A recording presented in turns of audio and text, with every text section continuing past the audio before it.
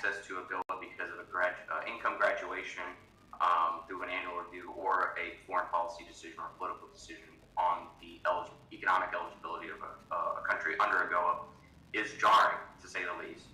And not to say how it affects the African nations and traders in Africa, but on the U.S. side in particular, I can attest that small businesses and medium-sized businesses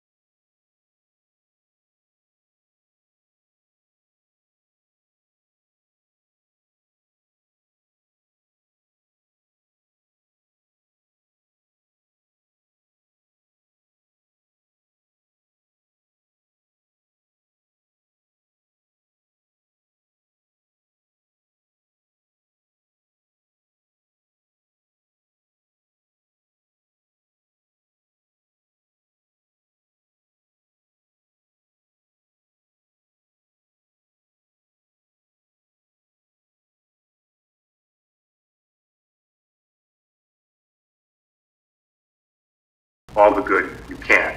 And that's the reason I got involved in the company to begin with, became its executive chef, its brand manager, co-CEO, and I will, after this meeting, I will take off this jacket and go back upstairs and finish my cooking shift here at the cafe today. So, because I found this to be my most advantageous opportunity to make the biggest impact I could in the world through coffee. And when President Museveni asked me to join his team of trade representatives back in 2022, I said yes because I thought it was an opportunity to do more good. So, a year ago, I was attending Uganda's first trade representative forum, which was hosted by President Museveni and his advisory council on exports and industrial development. I was there with my friend Dr. Kamanzi and our other trade representatives, and as I got to meet them, I was extremely intimidated, especially by Kamanzi, who continues to intimidate me today, but he loves me, and so I appreciate that. But I looked at these people, and they were all experts in business and finance and all of these things, and I was a cook who was decent at cooking and more mediocre at being a pastor, and I didn't feel like I belonged. And so I began to wonder why I was there to begin with. While we were there at the Trade Forum, the Parliament of Uganda passed the original version of the Anti-Homosexuality Act. And suddenly, I began to realize what I was there for. Indiro Coffee is not the most successful coffee company in Uganda. We don't make the most money. We don't produce the most coffee. There are plenty of other people that are more qualified than me if they just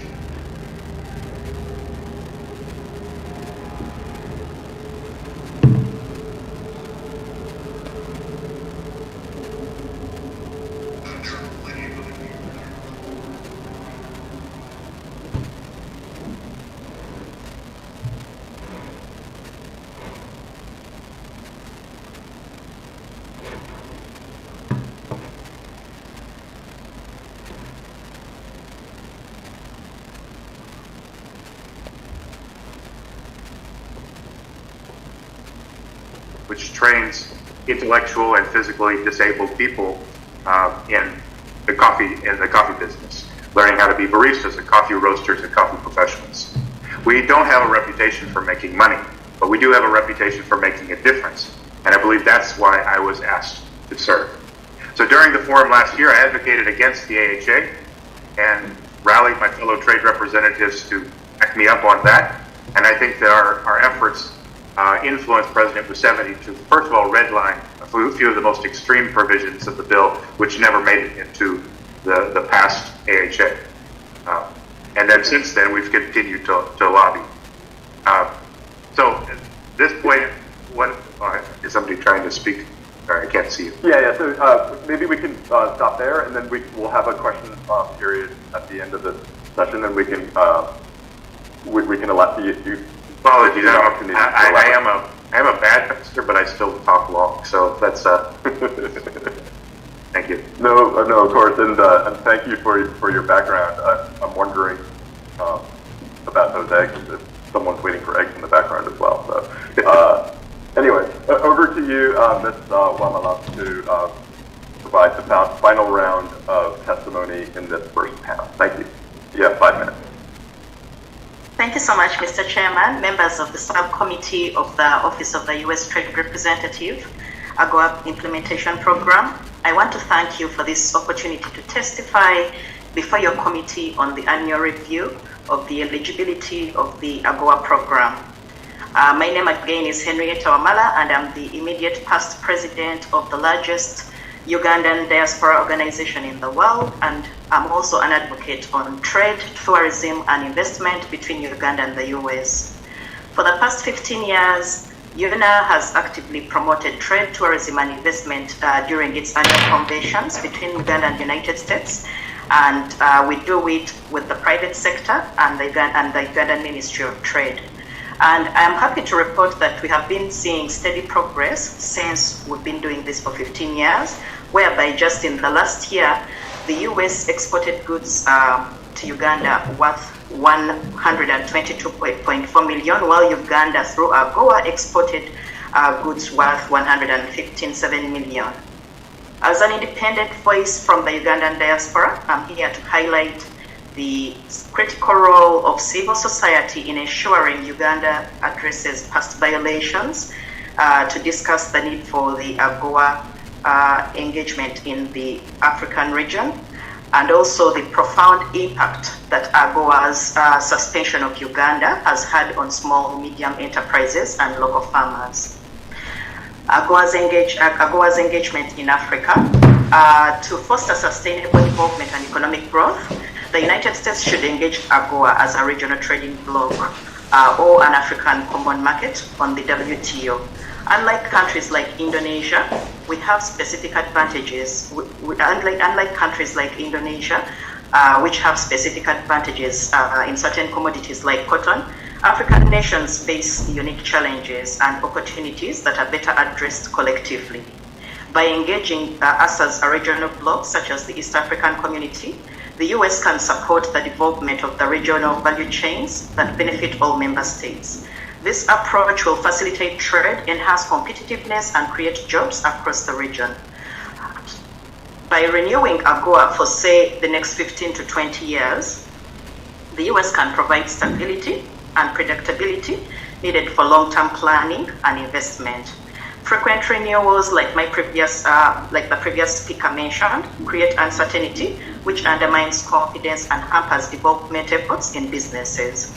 So a long-term commitment with enforceable eligibility requirements will enable African nations to make substantial progress in governance, human rights, labor standards, which align to AGOA objectives. I would like to bring it back home, since I'm a Ugandan immigrant and a proud American citizen, and make a case for Uganda. Despite its current suspension from AGOA, Uganda has made significant progress in improving governance, promoting human rights, fighting corruption, and enhancing labor standards. Continued engagement and support from the US can reinforce these efforts and ensure that Uganda remains on the path to sustainable development. The Ugandan government has implemented various reforms to address concerns raised by the United States, and these have been witnessed when the courts of law nullified sections of the previously passed Anti-Homosexual Act law, and even as we speak, there is an ongoing appeal process for the current revised law. Additionally, the Ministers of Justice and Health have safeguard policies in place that do not allow any stigmatization or discrimination of LGBTQ persons that seek medical treatment. I have attachments to all these as facts that we will be sending to you after this testimony. The Ugandan government also has international and regional treaties in place that prohibit child labor, with a strong campaign of universal primary and secondary education to make sure that all children are kept in school and not at home for child labor. It should also be noted, as one of the previous speakers said, that Uganda has no factories that employ children. When it comes to fighting corruption, the Ugandan government has ramped up its anti-corruption efforts following civil society's calls for action. Key ministers have been implicated in scandals, including the Karamoja affairs, where Minister Mary Goretti Chitutu and her junior colleague were dropped from the positions with the recent cabinet shuffles. More anti-corruption cases are underway as we speak, and all this information will be submitted to you as we end these testimonies. The effects of Ugandan's suspension on businesses and farmers. Like one of my co-speakers spoke, Dr. Kamazi, we have a company known as the Simon's Yuga Limited. It's a small vanilla company which was significantly affected. This company had orders of 70 metric tons of vanilla before Uganda was suspended from AGOA. And once that happened, they had to reduce that to 10 tons due to the high duties that they had to pay in case they had to export that vanilla into the US. Simon is still struggling today to try and meet that order and make it here to the US. And he has decided to come and put up shop here in the US in Delaware. Now, as he tries to establish his store in Delaware, of course he faces high costs in terms of setting up shop here, and also as he approaches creditors, they are rejecting him because they go through his financials and see that he has had a severe decline in sales since he's affected by the departure of Uganda from AGOA. So what Simon is doing, because he's been working with so many farmers, he has been encouraging the farmers to continue doing what they are doing, and he's looking for other off-takers. Unfortunately, some of the off-takers that he has been speaking to are from China, and most of these would like to, of course, take products at a very low cost, which means that the farmers at the end of the day are suffering with low incomes, or even if he has to set up shop here because of all that he's going through, he will have to pay them later.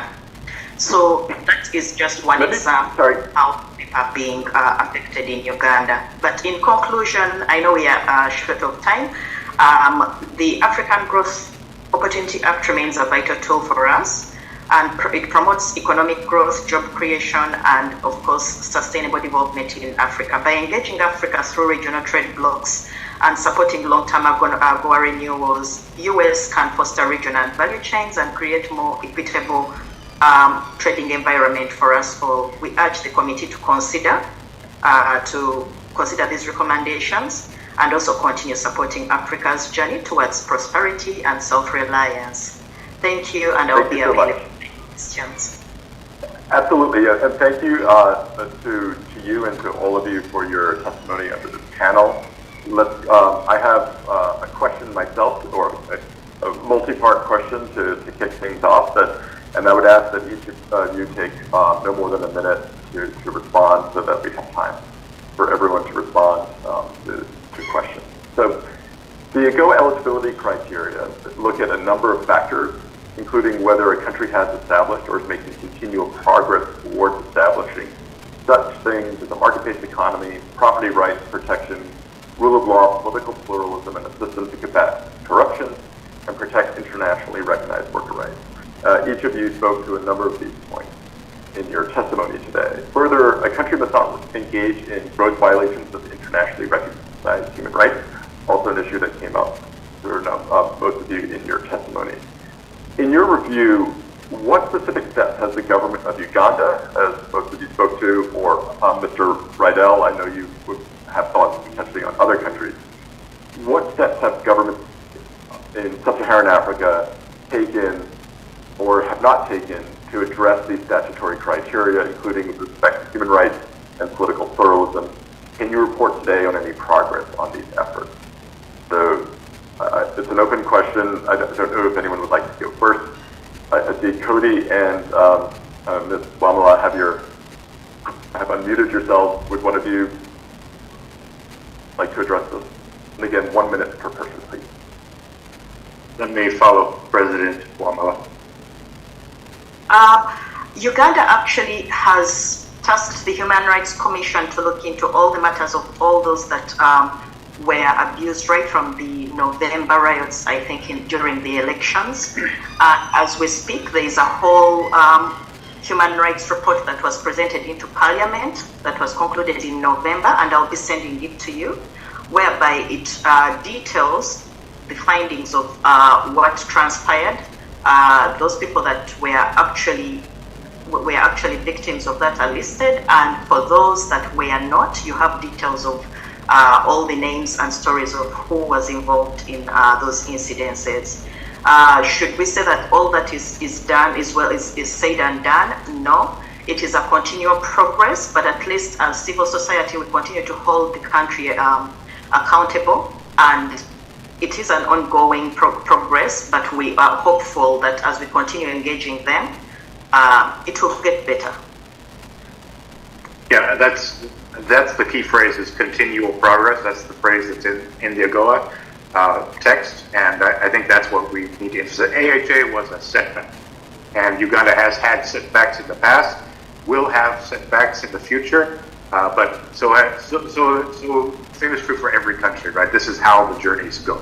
It was 100 years between the Declaration of Independence and the Emancipation Proclamation. It was another 100 years before the Voting Rights Act. These journeys take time, and there were many parts of that journey for the U.S. where it didn't look like progress was being made at all.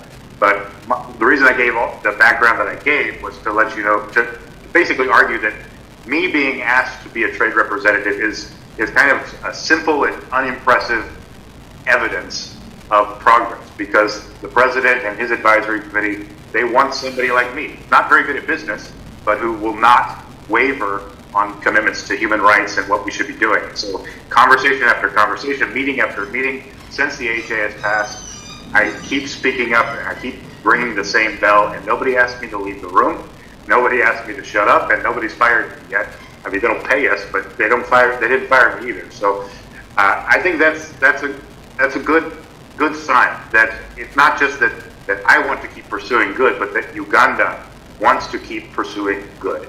This was a setback. We have setbacks, but the overall trajectory that I've seen in the past decade plus, Uganda has been advancing slowly and steadily along the course of human rights, good governance, economic development, and more. And just a clarification, under some of the eligibility criteria in the statute, like I mentioned market-based economy, property rights protection, rule of law, political pluralism. Those are the ones where we look for continual progress on things like gross violations of internationally recognized human rights and support for terrorism, things like that. You can see in the statute that continual progress standard is not there. We look for countries to have no gross violations of human rights in those categories, just as a point of clarification. So I turn to the other members of the panel to see if you have any thoughts on this question before we move to the next question. I'll add a brief comment. So I do understand the statutory framework for AGOA and those key parameters for eligibility. My opinion would be, I don't have data to submit at this time in regards to individual countries. My commentary, though, would be to take it as a whole, right, and minimize certain elements or factors that would tend to cause a nation to fall in stature, I guess, in Africa under the AGOA. And my reasoning for that, as a trade attorney representing small businesses, is the impact is disproportionate on the most powerless people, right? Small businesses and those in Africa who are trying to start businesses, they are not in control of the political process, right? Or they're not in control of the court system. So in my opinion and my expertise that I see, we're unfairly burdening those who have the least amount of power. So I know it's not directly answering your question, but I would hope that we can shoot for higher goals and maybe consider it from a more holistic approach. Thank you. Yes, yes, what I can say, we all agree that Uganda has made tremendous progress on all those areas you have mentioned with the eligibility criteria under AGOA. When I went to Uganda, I visited some refugee camps. Uganda hosts the largest refugees as in Africa, 1.5 million refugees in Uganda. So in the same time, we're asking a country that is hosting the largest refugees, you have to comply 100% human rights. So those people are fleeing the countries where there is no or zero human rights, because that's what they are fleeing the country. Uganda is a young democracy, as any other African countries across board. So let's be, when we make decisions, we are not saying the countries are perfect when it comes to human rights or those issues we are talking about under AGOA eligibility. Let's look into progress countries are making, make decisions based on the progress they are making, which my good sister Arietta mentioned, Cody mentioned, or here on this panel we are saying. We are not saying that Uganda is perfect example, but is making a progress as a young democracy, as a young country. That's why we have been engaged, like Cody and myself, being a trade representative, really inviting U.S. companies to do business with Uganda with other countries in Africa.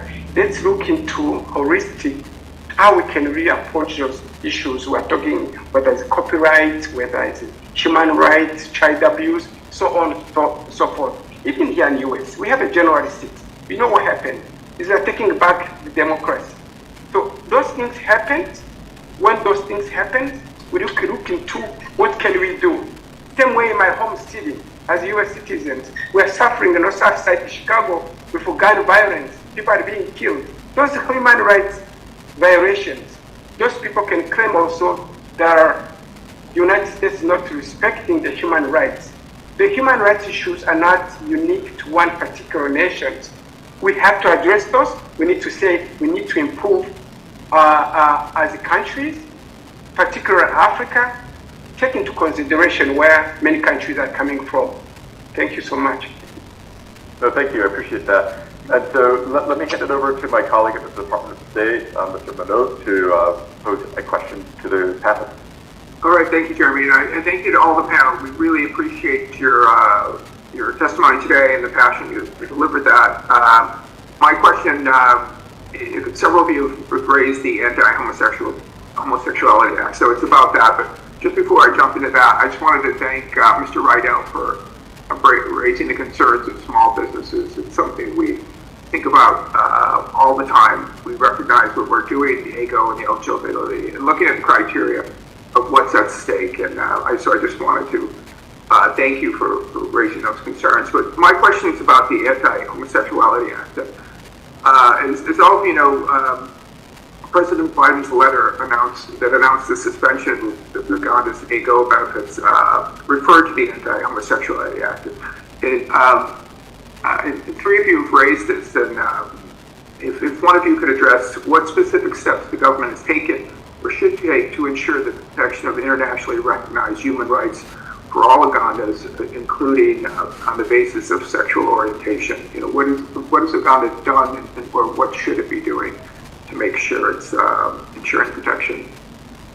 Well, let me just address that, since these guys all know that I'm the one usually bringing this up in our meetings and stuff. But as I mentioned, there was some initial redlining that took place when the bill was initially sent to the president, sent back, and then unfortunately he did assent to the bill as it was revised.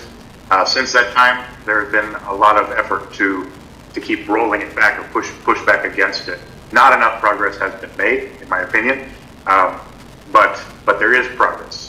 And so the court cases that have been going through, that have just settled at the Constitutional Court, removed more of the different sections of the bill, and then that was immediately appealed to the Supreme Court to remove even more of the bill, or hopefully get the entire bill repealed.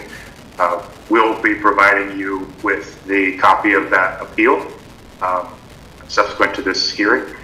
And then in addition to that, there are other memos from different ministries here and there, and even statements from President Museveni basically saying we shouldn't be arresting people on the basis of who they are. And he's referring specifically to their sexual orientation. The statements are not being made the way I would want them to be made, but it is a kind of progress that I'm grateful for. And we won't get where we want to be very quickly, but just as President Biden showed us with the pardons that he issued, I think yesterday or the day before, basically the injustices that have been rendered to our veterans or part of the LGBTQ community, that we've gone decades without remedying those injustices. So it takes time sometimes to move in the direction we want to. But I think there is progress being made, and I'm happy to continue annoying people until it gets all the way across the finish line. Maybe we have time for one more person. Any quick final thoughts before we wrap up? I think we've run a little long, but we started a little late. Thanks everyone for your patience. But Ms. Wamala, I see you unmuted yourself, so if you could be the final person to...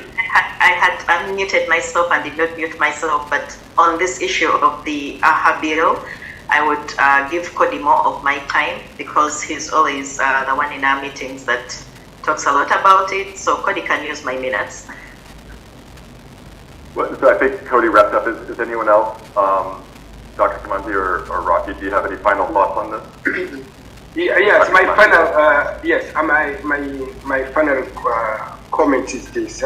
I have some of my family members who are gay people, and when this happened, it happened when I just hosted President Museveni in Chicago and his delegation, and also the exporters who came to the U.S. to seek for American buyers for Ugandan products. I had a concern. I said, you know what, this law can't really discriminate the people who are part of my family. I went personally to Uganda. I met all stakeholders. I went everywhere to find out other people being arrested, because the news we were receiving in the U.S. was, well, like, when you go to Uganda, you'll be arrested at the airport. You'll be arrested because of this bill. What I found on the ground was not accurate. With my eyes, what I've seen was different. I addressed the issue with His Excellency President, the Attorney General, private sector, the PSFU, Private Sector Federation of Uganda. I met with the people who are landlords, everyone. I met with them. So far, they told me no one has been arrested so far since the enactment of the bill. Sometimes what you receive here to decide might not be accurate on the ground. However, as Cody said, we are continuing to monitor to make sure this bill is approved, to make sure no person is being discriminated or refused the basic human rights or healthcare or whatsoever. So I think on this area we continue to monitor to make sure things are done. Thank you so much. Thank you. And just as a reminder, I know a number of you raised a whole bunch of other follow-up material. Please provide post-hearing submissions if that's appropriate, being mindful that these are all in the public domain, but I mentioned that you just go back to regulations.gov. But with that, I want to thank the four of you for for taking the time to deliver your testimony and to answer our questions. I very much appreciated it, and I know the other panelists of the U.S. government do as well. But with that, I want to thank Rocky, Dr. Kamanzi, Cody, Ms. Wamala for your testimony, like I said, and ask you to turn off your videos, and then I will invite panel 2 to turn on your video. And we will start with the Honorable Dr. Caleb, Dr. Van Batten, Dr. Casa, and Dr. Robel Alemo to turn on your videos as we will turn to you all. Thank you.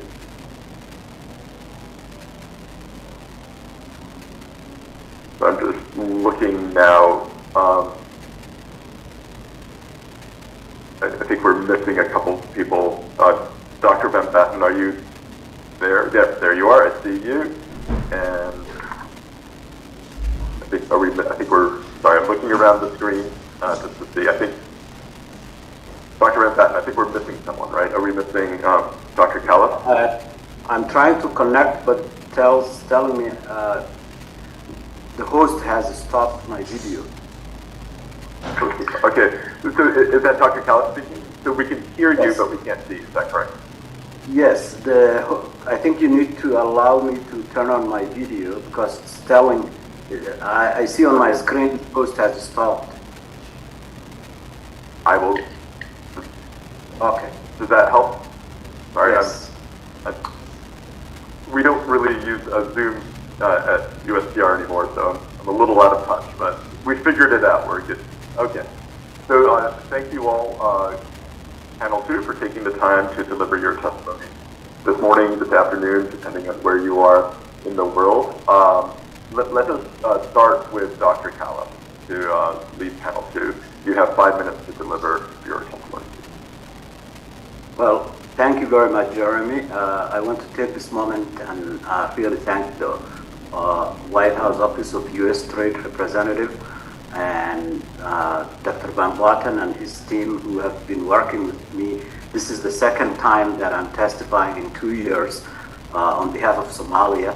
And as I delved into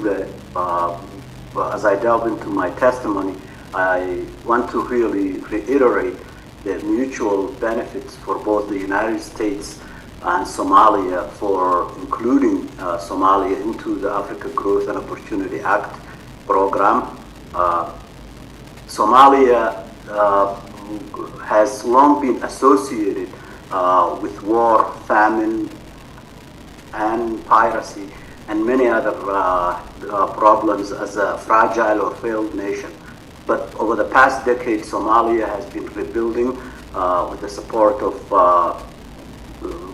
the African Union peacekeeping forces called ATMIS, with the support of the international community, including and spearheaded by the United States of America.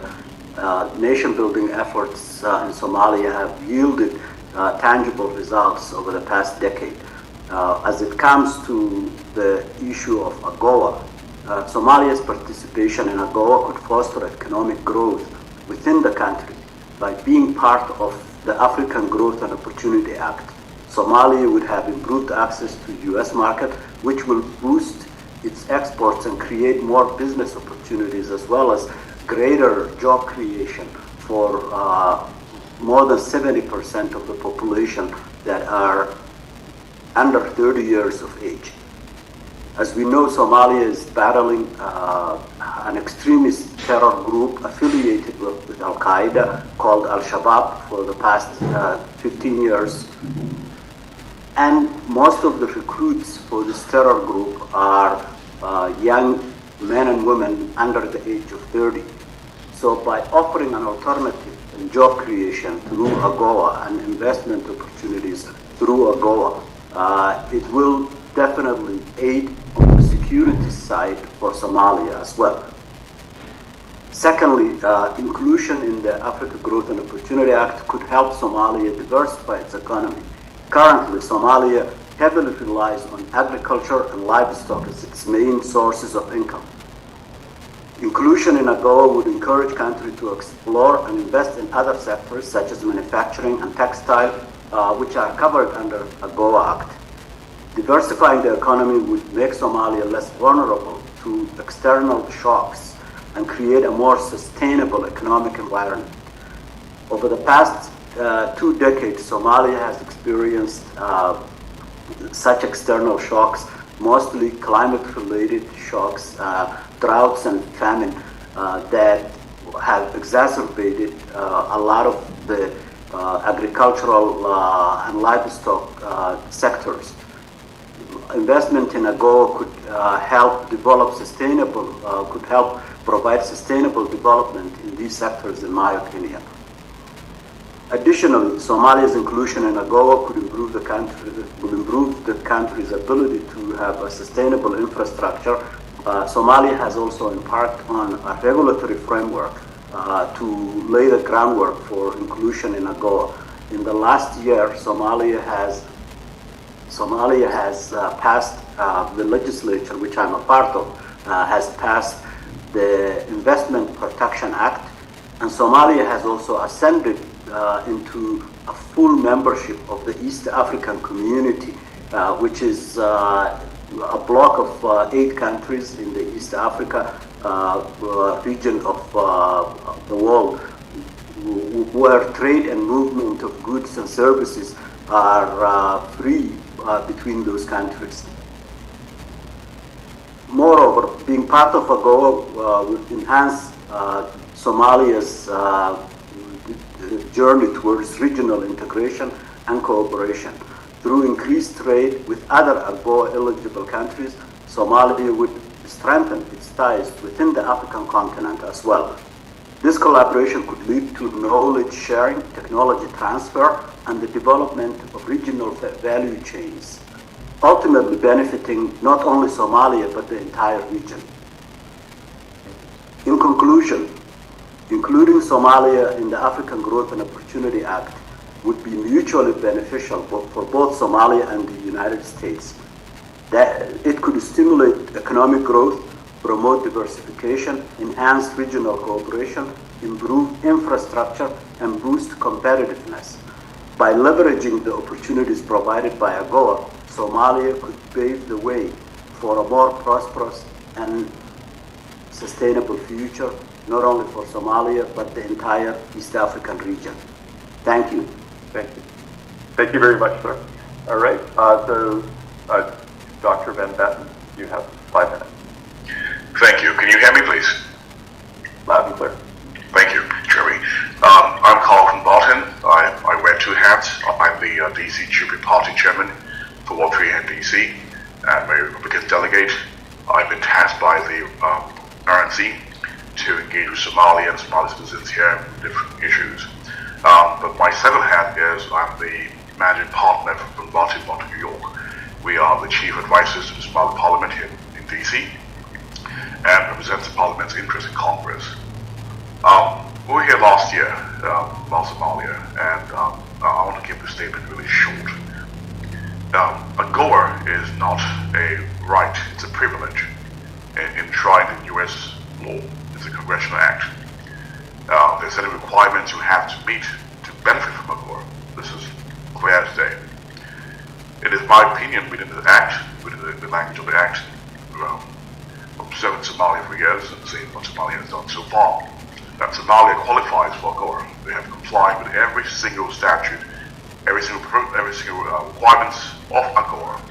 And so Somalia has not been part of AGOA for 20 years, I think, 30 years, simply because Somalia never requested to be part of AGOA. This has changed, and I think it's not just the right thing to do, it's a legal thing to do. Because we don't find a single thing that tells me or shows anywhere why Somalia should not be in AGOA. They definitely comply with the statutes in every single sense. They're making progress. Somalia's issue with terrorism has nothing to do with the government or Somalia. They're actually victims of this, and AGOA has no provisions that mentions terrorism activities in the country for requirement. And so that's it in a nutshell. And so I urge this committee to please recommend to the President that Somalia be granted AGOA status this year. That's it. That was brief. Okay, thank you very much. Then over to you, Dr. Kassa. And you have 5 minutes.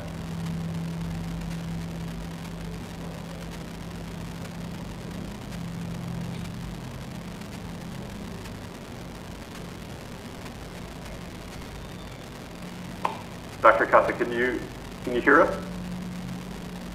I can hear you. Hello? Yeah, it's over to you. You have 5 minutes, please.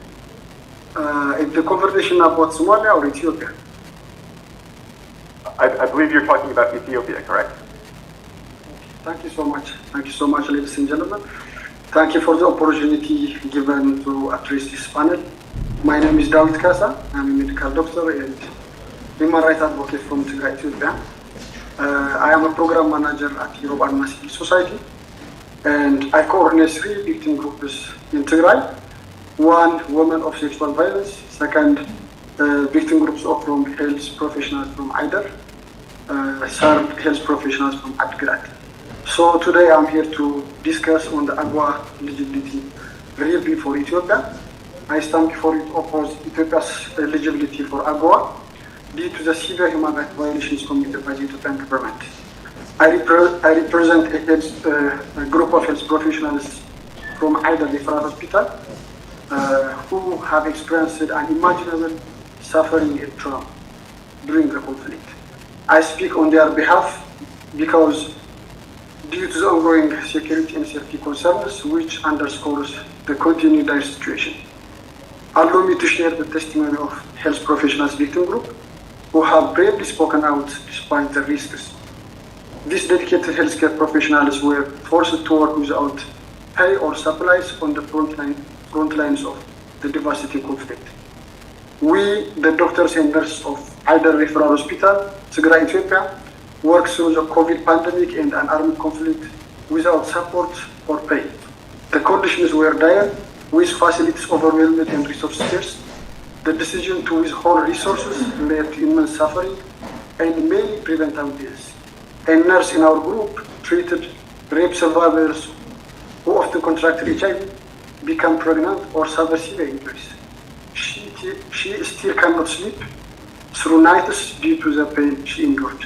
A nephrologist had reused dialyzers and expired medicines, resulting in the death of her 2/3 of her patients. A nurse walked 10 kilometers daily under circling drones to provide care. Another member, a surgeon, operates with expired anesthetics, boiled water, and reused tools in the operation theater.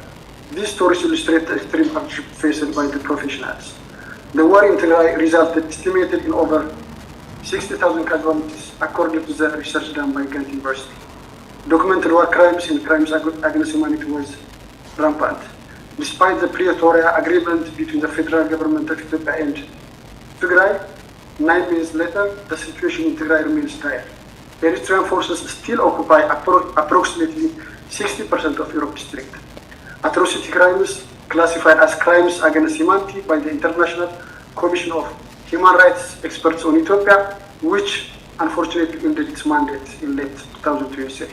These crimes include brutal acts of sexual violence against women and girls, intimidating, terrorizing, and harassing victims of sexual violence to prevent them from seeking care, intentionally infecting women and girls with HIV, kidnapping civilians, and including children, and taking them to Eritrea, imposing a false identity on residents, and enforcing the Eritrean curriculum on children.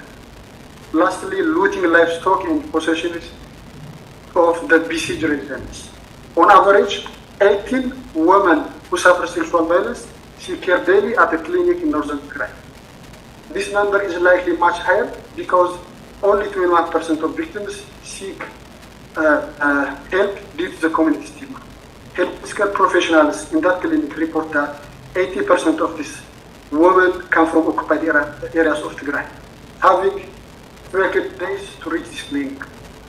The Ethiopian government has failed to implement the Pretoria Agreement, providing neither defense nor healthcare service to the Tigray border communities. Western Tigray remains under Amhara control, despite the Pretoria Agreement, leaving over 1.1 billion internally displaced people in their situation.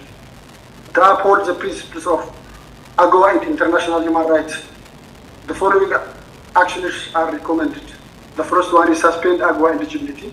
Ethiopia's AGOA benefits should be suspended until the government addresses this severe human rights violation and labor rights abuses. Second, demand accountability. The international community must demand that the Ethiopian government must release the backdated salaries and duty payments owed to the healthcare professionals. Third is support the humanitarian effort, increase support for the humanitarian organizations working to aid those affected by conflict.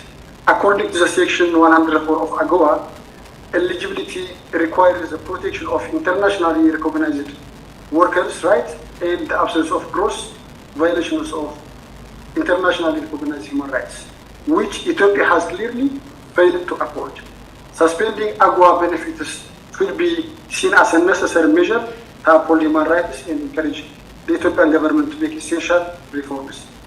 While AGOA has brought economical benefits, the ongoing humanitarian violation by the Ethiopian government cannot be ignored. Suspending Ethiopia's AGOA eligibility is crucial to uphold the principles of human rights and labor rights. The testimony of the Tigray Health Professional Victim Group highlights the urgent need of accountability and reform. Thank you so much for your attention. Thank you for your testimony. And with that, I hand it over to Robel Alemu for your remarks. You have 5 minutes. Thank you to the AGOA Implementation Subcommittee for hosting this hearing. My name is Robel Alemu, and I serve as Director of Communications for the Amhara Association of America, or AAA.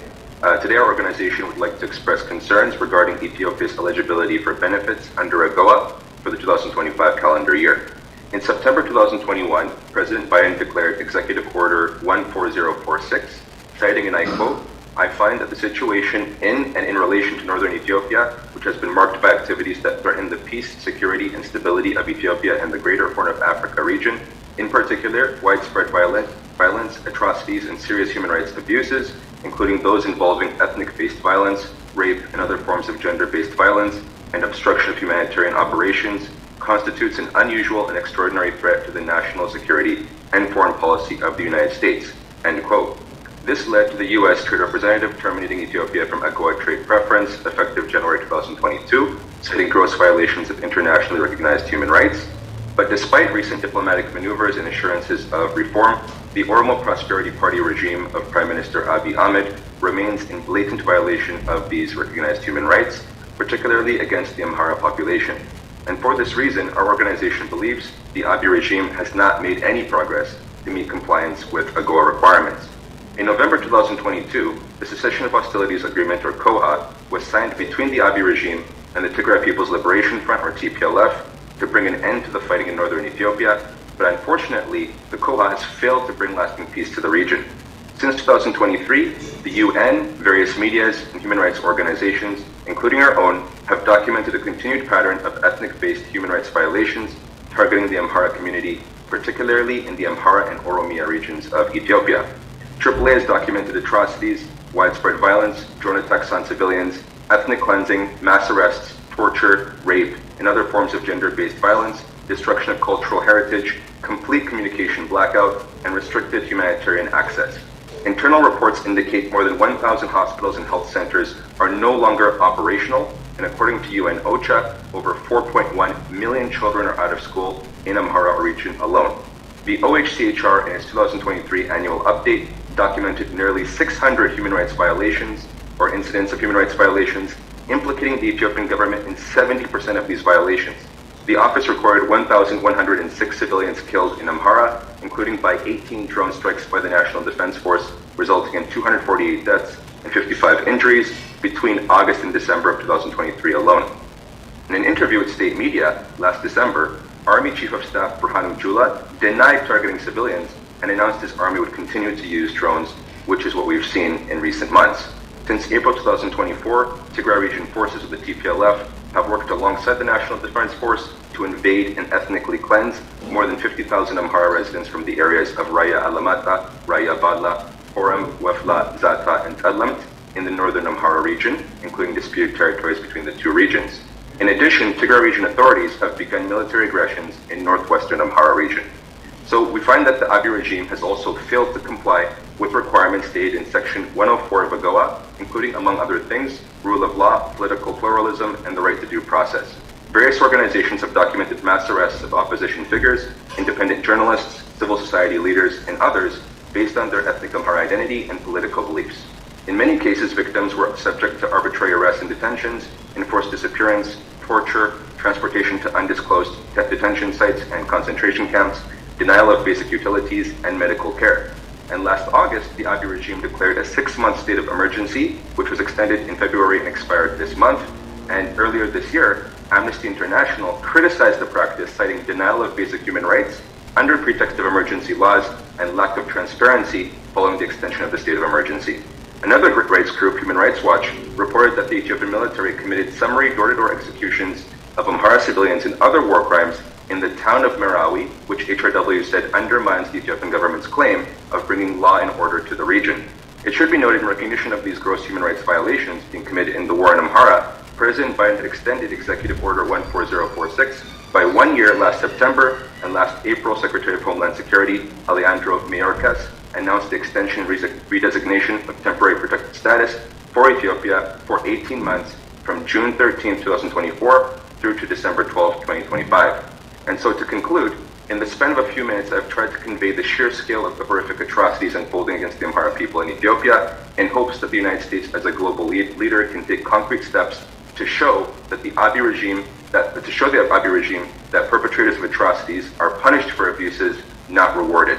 And this is why the Amhara Association of America urges the AGOA TPSC subcommittee and United States Trade Representative Ambassador Catherine Tai not to reinstate Ethiopia into AGOA for ongoing gross violations of internationally recognized human rights and other violations in relation to rule of law, political pluralism, and the right to due process. Thank you. Thank you very much for your testimony. Thanks to each of the four of you for taking the time to appear before us today and for taking the time to testify. Now we'll begin the question and answer period of the hearing. What I'm going to try to propose, let's see how this works, is because I think two of you are here talking about Ethiopia, two are talking about Somalia, and we have two or three members of the subcommittee who are going to be posing questions, some of the questions about Somalia, some about Ethiopia. So I'm going to see if I can ask each one of the subcommittee members who have questions to pose their questions and that way the witnesses can take the appropriate questions to respond to. So let's see how this goes. But let me turn to my colleague from Treasury, Deb Crean, to ask the first question. Thank you, Jeremy, and thanks very much to the distinguished panelists. It's very useful to get your perspectives. And starting first on Ethiopia, just to note that it's highly useful to us as we begin our deliberations on AGOA to get your on-the-ground perspectives of human rights conditions in Ethiopia, both from a health sector perspective and an Amhara perspective, as presented this morning. Dr. Kasa mentioned, pointed to the need for essential reforms, and gave one example or an example or two in the humanitarian sector. But let me ask a question that tries to get at this point a little more. What specific actions would you recommend for the government of Ethiopia to strengthen human rights protections and to increase accountability looking forward? So that's for both of the Ethiopian panelists. And then turning to Somalia,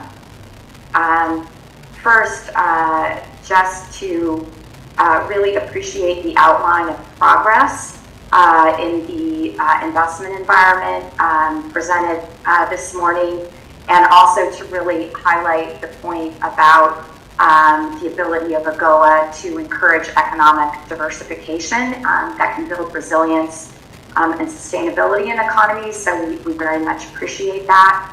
My question is, what could the Somali authorities, the private sector, U.S. agencies, what can each of us do to support Somalia's readiness to benefit from AGOA eligibility? What kind of lessons might there be from other countries, including private states? Do you mind if I jump in first? No, so I think what we'll, just give me a minute. So I think what we'll do then is let's go to the Department of Labor to pose your questions as well, and then we'll finish up with State Department's questions, and then I can turn to the witnesses. And that way, like I said, we have questions about Somalia, we have questions about Ethiopia. Yeah, makes sense. See, this is more efficient. Thank you. All right, so Anna Berger, over to you. Thanks, Jeremy. And I just want to echo my colleagues in the U.S. government and thank all of you for being here today and presenting your testimony, as this is really, really helpful for us and useful as we go through the AGOA review process. So my question is specifically for Dr. Caliph and Dr. Van Batten on Somalia. So you all outlined really helpfully how AGOA would be helpful for Somalia. And I just wanted to ask you all if you could please describe the concrete steps that the government of Somalia has taken over the course of the last year to specifically adjust the AGOA eligibility criteria of protecting internationally recognized worker rights. Thank you. Thank you for that. And then over to State Department, Bob Minogue, to pose your question. All right, thanks, Jeremy. And as Anna said, thank you so much for your testimony. It's greatly appreciated. We work very hard on this every year, and it's really, really helpful to hear directly from people such as yourself. This would be for either Ethiopia or Somalia, but we're looking for any steps you can describe for us that the government of either country is taking towards meeting the criteria for political pluralism, rule of law, and human rights. Thank you. Thanks.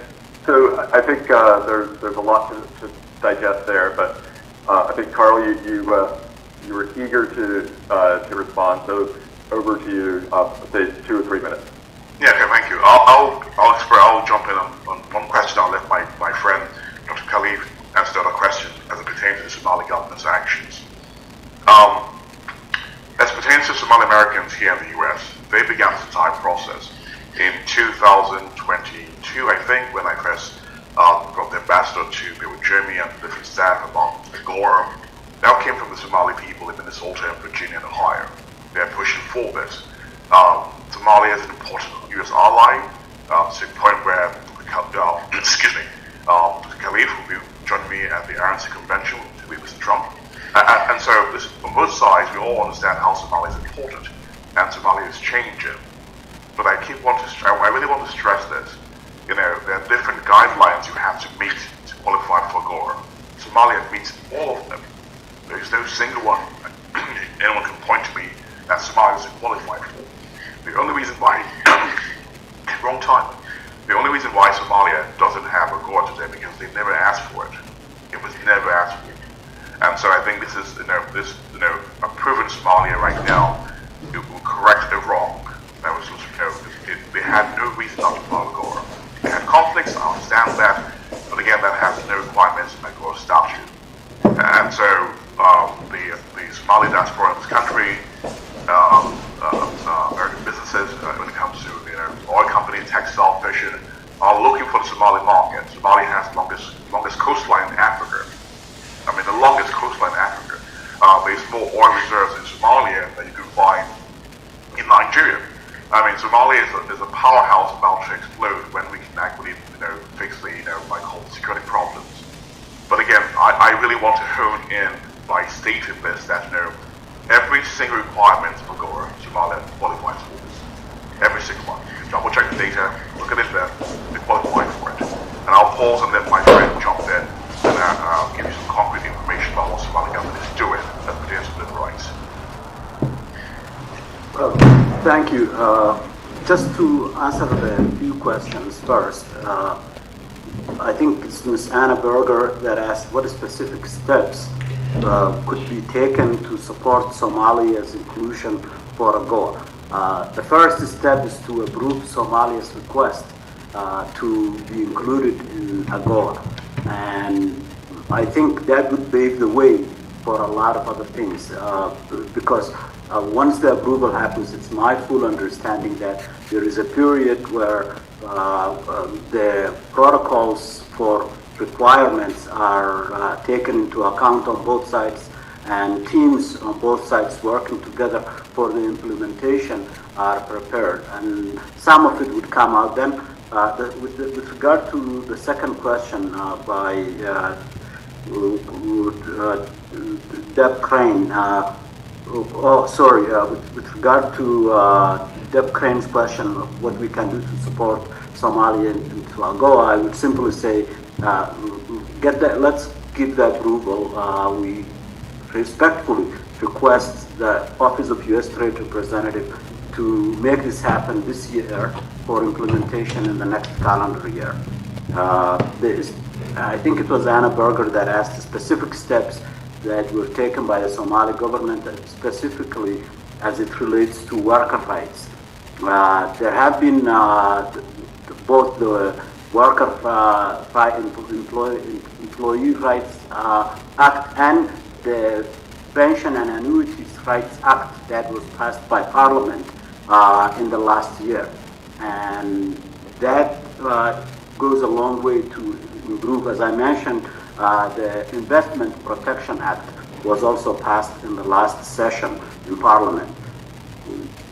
If there are others, we have a great counsel in Dr. Carl and his firm, and we are willing to work through the legislature to make sure that those laws that are contingent on the successful implementation of AGOA are put on the books.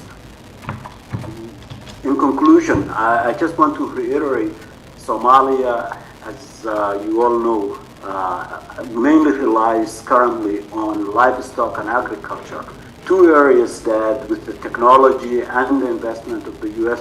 That a lot of improvements can be achieved.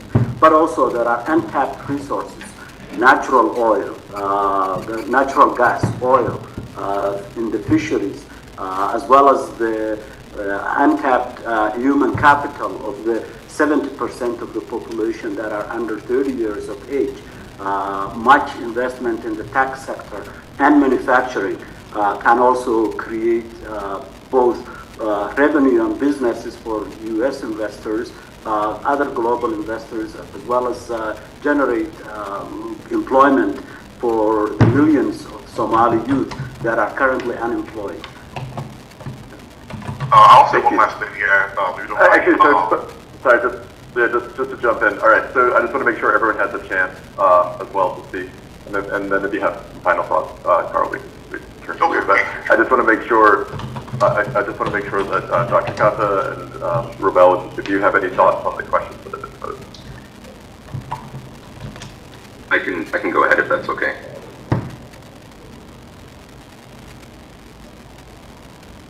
Yeah, go ahead, sorry. Okay, thank you. I think there were some very key questions raised in regards to steps that can be taken by the Ethiopian government, and I'm going to say it with a caveat.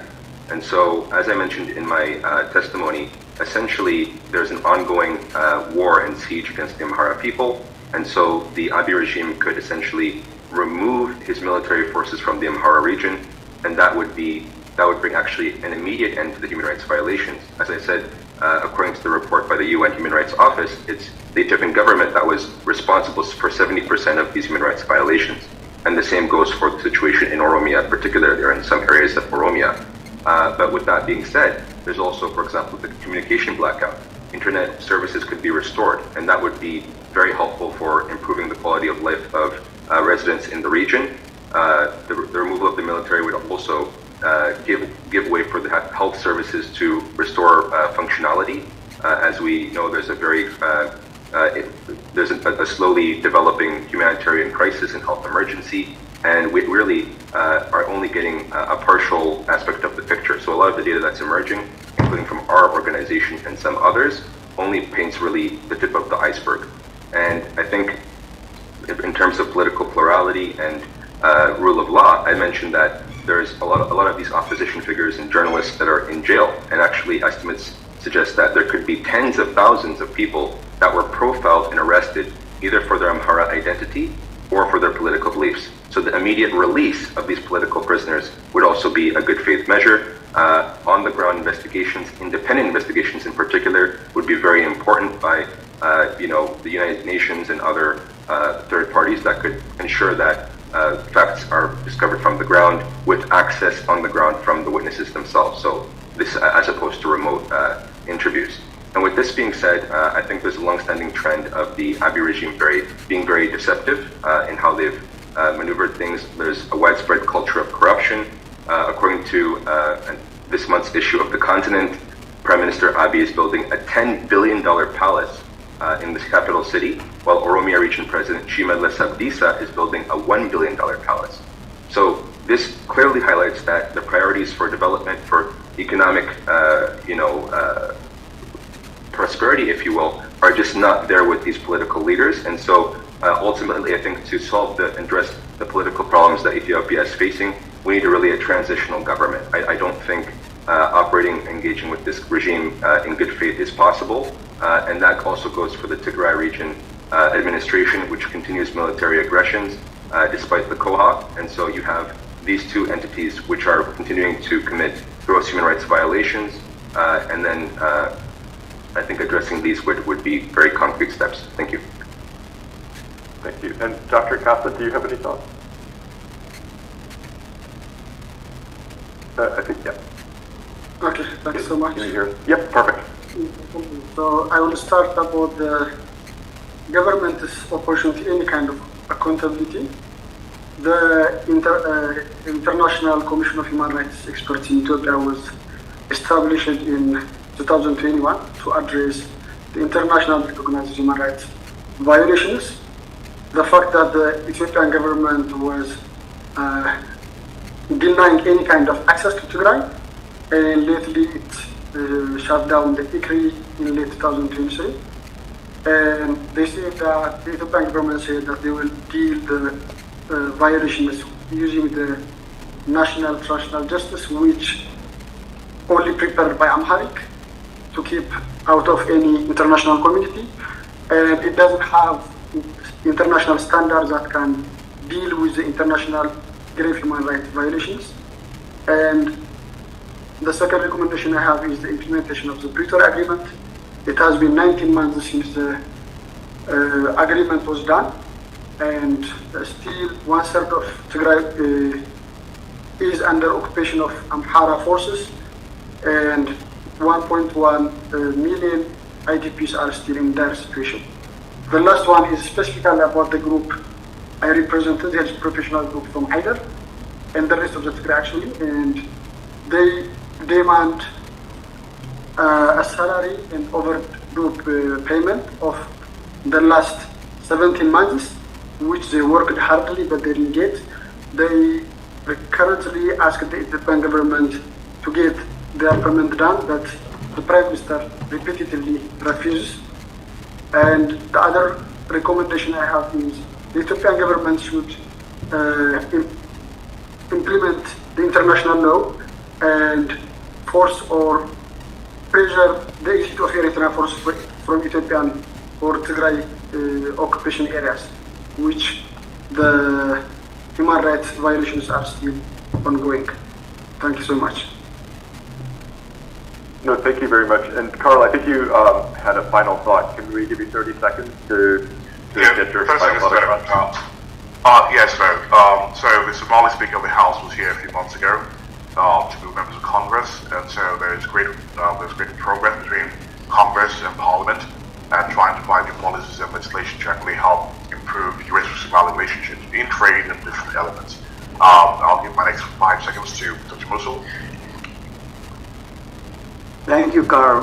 Just to piggyback on what Dr. Carl said, we had the inaugural visit from the Somali Federal Parliament to the United States Congress late October last year with the Speaker of Parliament and a delegation he was leading, which I was honored to be a part of, having met with not only the State Department and other U.S. officials, but our counterparts in the Congress, especially the House Foreign Affairs Committee and the Subcommittee on Africa.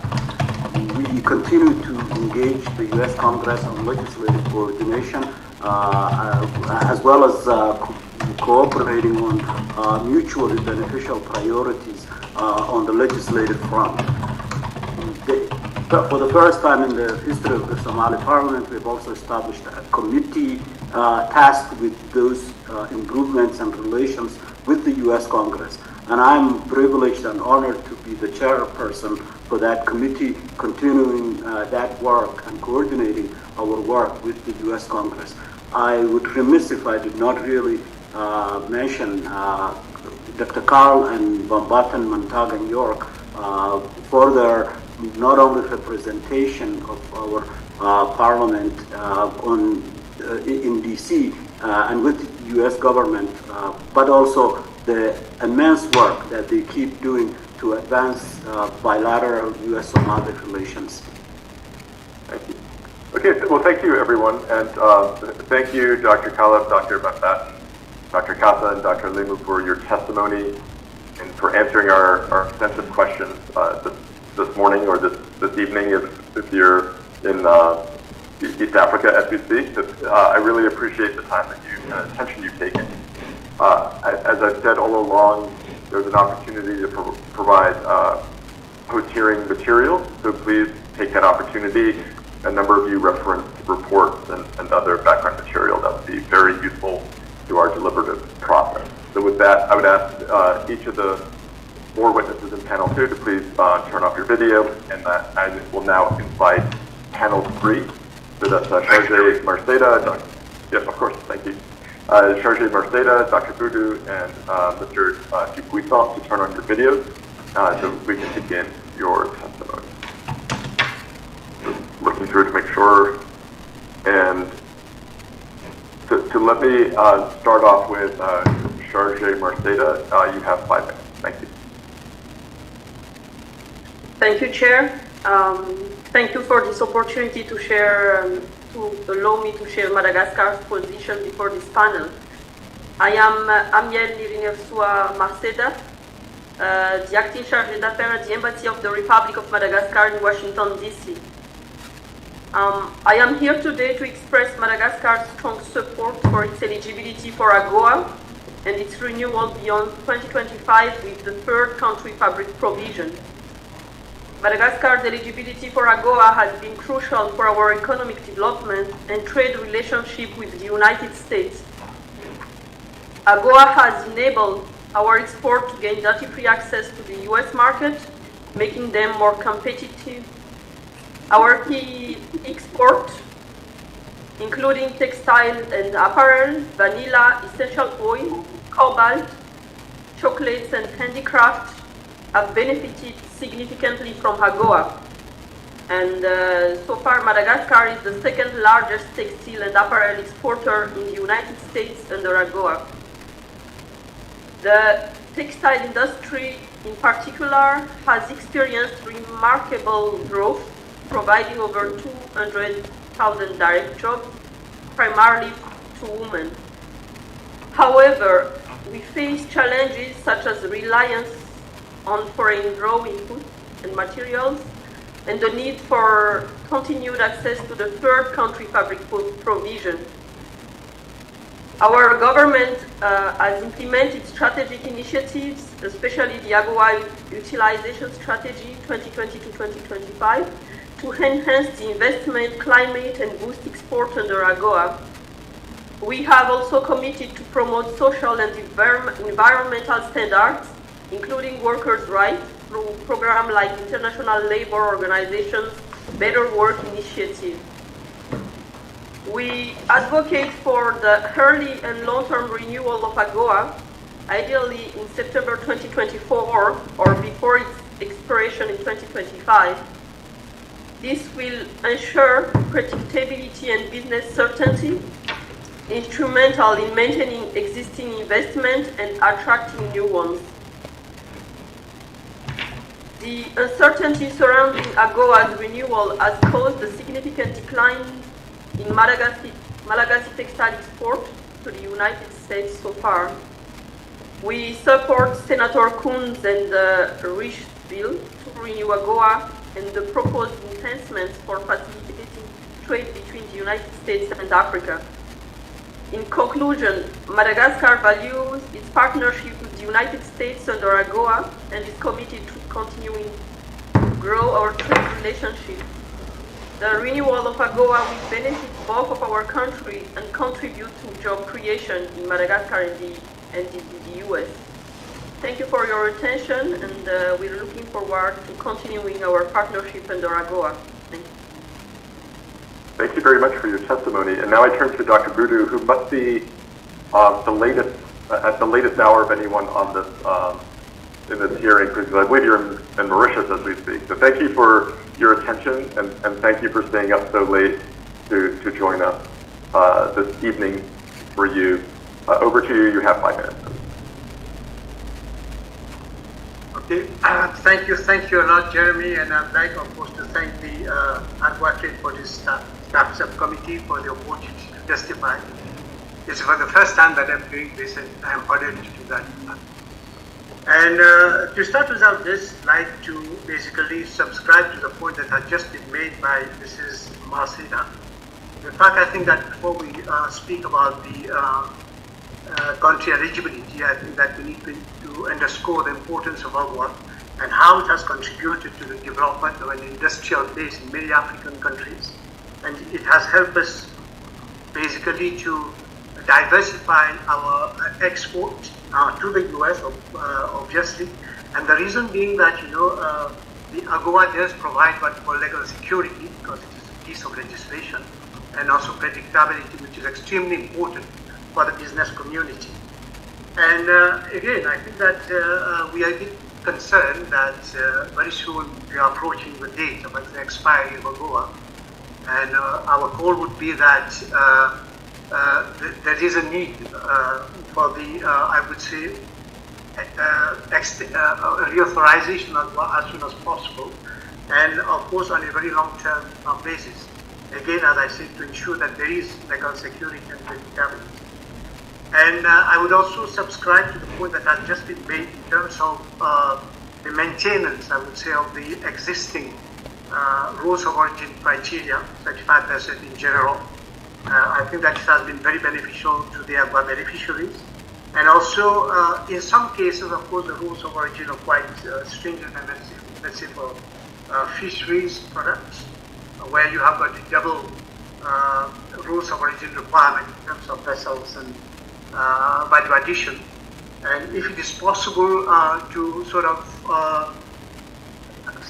induce a certain degree of flexibility in the rules of origin regarding fish and fisheries products, if you could shift, for instance, to let's say a change in tariff heading criteria, that would be extremely beneficial. And also extremely important is the maintenance of the third country public derogation rule.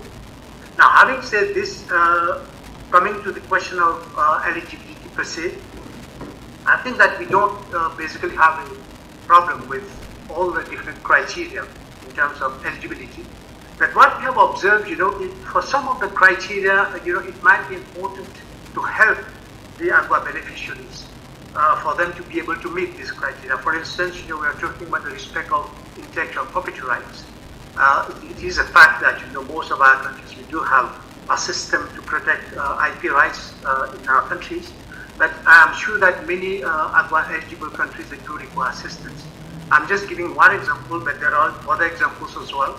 And I think that it would be great if the US could basically assist those countries to be able to meet those criteria. And the point also that I would like to make is that we do have these reviews, I think, on a yearly basis. I don't know whether it would be possible, to have it just every 3 years, so that like this, you do have what we call the predictability that is very essential for business.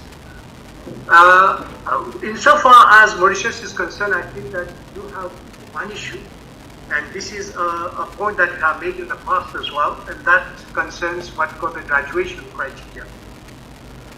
Now, if you look at the AGOA, there is section 104 of the AGOA and 502 of the 1947 Act that pertains to graduation.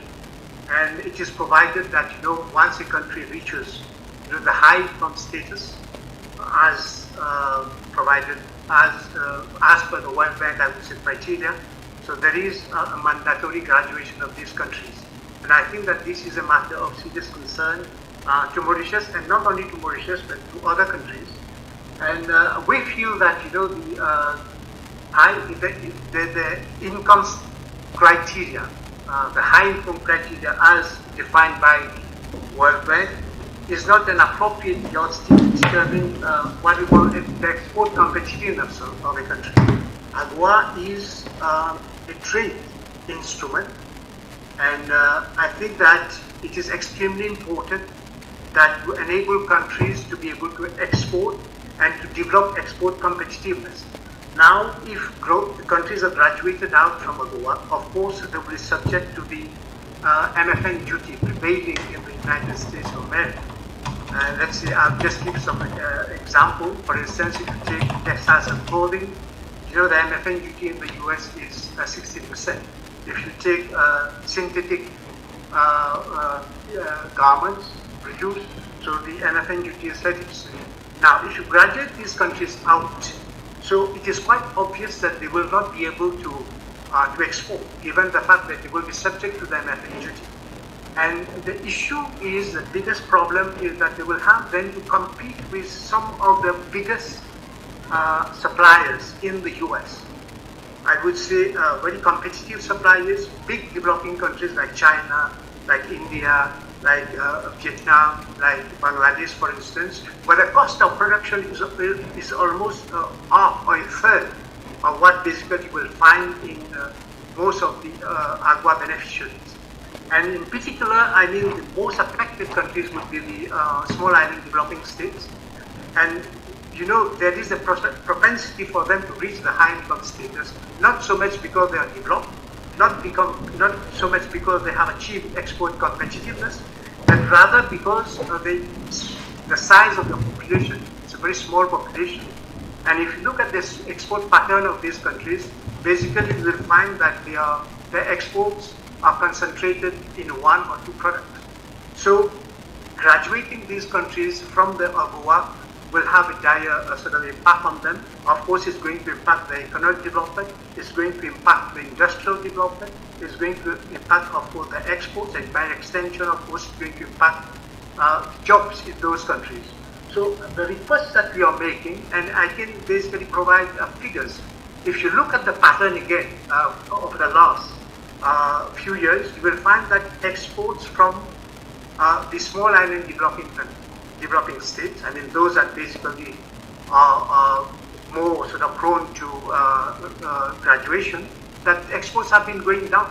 So if I quote, for instance, from Mauritius, and if you look at our exports, in 2012, our exports were to the tune of 2.2 billion. Now, exports in 2023 stood at only at 1.8 billion. And even to the US, I think that there has been a substantial decrease in our exports to the US. In 2012, it was 228 million, and in 2023, it stood at 175 million. So you can see that basically, I mean, there is a significant drop in exports. And if tomorrow we are graduated out from AGOA, it's quite obvious basically that we won't be able to export anything. So our call will be please that we need to find a solution to the graduation. And I think that, basically there are three options that we could try to consider. The first option would be, of course, to provide a derogation for, yeah. So can I just jump in? So I think we're well over the 5-minute mark, but I think for your 3 points, maybe when we get to the question and answer period, that'll be an opportunity to elaborate on those. Would that be okay? Yeah, then that'd be absolutely fine. Thank you so much. All right, so thank you for your testimony, and looking forward to your additional points when we get to the next part of this panel. So let me hand it over to Dr. Dubuisson, and you have 5 minutes. Thank you. Thank you very much. Yes, I'm Jens Dubuisson. I'm economic researcher at the Solidarity Union. So we're a union representing 220,000 workers across various sectors in South Africa. And amongst them, many benefit directly from AGOA working in this sector, where they are either directly impacted and benefited by AGOA and favorable terms granted to their industries. An example of this is the roughly 6,500 members of Solidarity that work in the chemical industry, or almost 2,000 members who work in the motor industry, some of whom help to manufacture vehicles specifically for export to the United States under AGOA, often also for American companies. We can estimate that almost 30%, or about 1/6 of our members, work in industries that benefit from AGOA, either directly or through upstream manufacturing and production. Other ways in which industry reaps benefits indirectly is through stimulating the local industry-specific economy by providing an alternative market for South African goods for which the local market, or one that is made less desirable because of tariffs, would have been insufficient to maintain the business entity. What's more, AGOA specifically benefits industries such as agriculture, where we have almost 2,000 members, and other industries which sustains millions of people in South Africa, where little other economic activity exists, and where such activities rely heavily on these industries that benefit directly from AGOA. Two such examples are the citrus industry and the mining of non-precious metals. These activities occur in some of the country's most remote areas where they sustain the lives and livelihoods of all who live there. Therefore, for the sake not only of our members, but for all who live and work in close proximity to industries that are benefiting from AGOA, we urge the US government to continue to include South Africa in AGOA and to extend it for at least a decade in order to make long-term investments in AGOA-eligible projects feasible. And when it comes to the graduation problem that was mentioned by this previous speaker as well, South Africa has often been described as a dual economy with fairly developed cities and underdeveloped surrounding areas, rural areas. AGOA helps to level this playing field by granting struggling rural communities to participate in trade with the strongest economy on earth. South Africa has recently elected a new government with political parties currently forming a government of national unity, which in all likelihood would be more business friendly and we hope will allow businesses and their workers to flourish. Even a purely ANC-led government has been willing to make concessions on restrictive practices during the last year, with a settlement with Solidarity in terms of redefining employment equity regulations being a prime example. We trust that the US would continue to strengthen the South African economy by means of our long-enduring trade relationship. Thank you. Thank you very much to you, to each of the panelists today. Thank you for your testimony. So what I'm going to do is, I think, once again, propose that the subcommittee combine, each ask their questions, and that will be an opportunity, kind of like a menu for the witnesses to choose the relevant questions to them. So let me start off with from CEA, my colleague Anusha Chari. Thank you. Over to you for your question. Thanks so much, Sharon. And can you all hear me? You're a little muffled. I'm not sure. Is that better? Yeah, much better. Okay.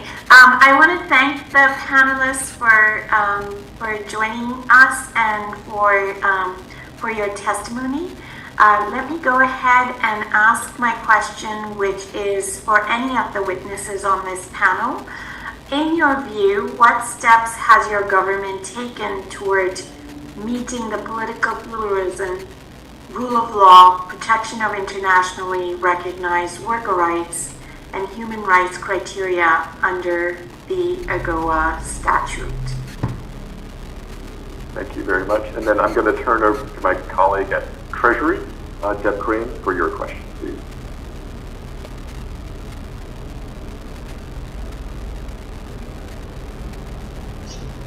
First of all, just to really appreciate the rich set of commentaries we just heard about the ways in which AGOA can benefit different types of economies. My questions are around the value chain and around AFCFTA. First, how has AGOA helped your countries move up the value chain? And secondly, what more can countries do to support regional and continental integration across sub-Saharan Africa, including in coordination with AFCFTA while trading under AGOA? Thank you. Thank you very much. Anna at DOL, Anna Berger, over to you. Thanks, Jeremy. My question is specifically related to Mauritius. So over the last year, the government of Mauritius has undertaken several steps to improve the labor rights of foreign migrant workers in Mauritius, including passing the Private Recruitment Agencies Act of 2023, as well as introducing a new code of conduct regarding the recruitment and treatment of migrant workers. How does the government of Mauritius plan to implement these to improve the situation of foreign migrant workers in Mauritius? Thanks. Thank you very much. And over to you, Bob Minogue, Department. All right, thanks, Jeremy. My questions can dovetail with my colleague from Treasury, and it's your countries have benefited from the trade and from AGOA, and specifically, how has AGOA's eligibility criteria enhanced competitiveness for your country's exports, and how has AGOA supported your country's path towards industrialization? So it's that same question: is you're benefiting, you're using AGOA, and what is it? Is there something about AGOA that's enhancing your productivity? Over. Thank you, colleagues, for your questions. Let's see if we can provide, let's say, 2 minutes per witness to provide a response to those questions. So who would like to go first?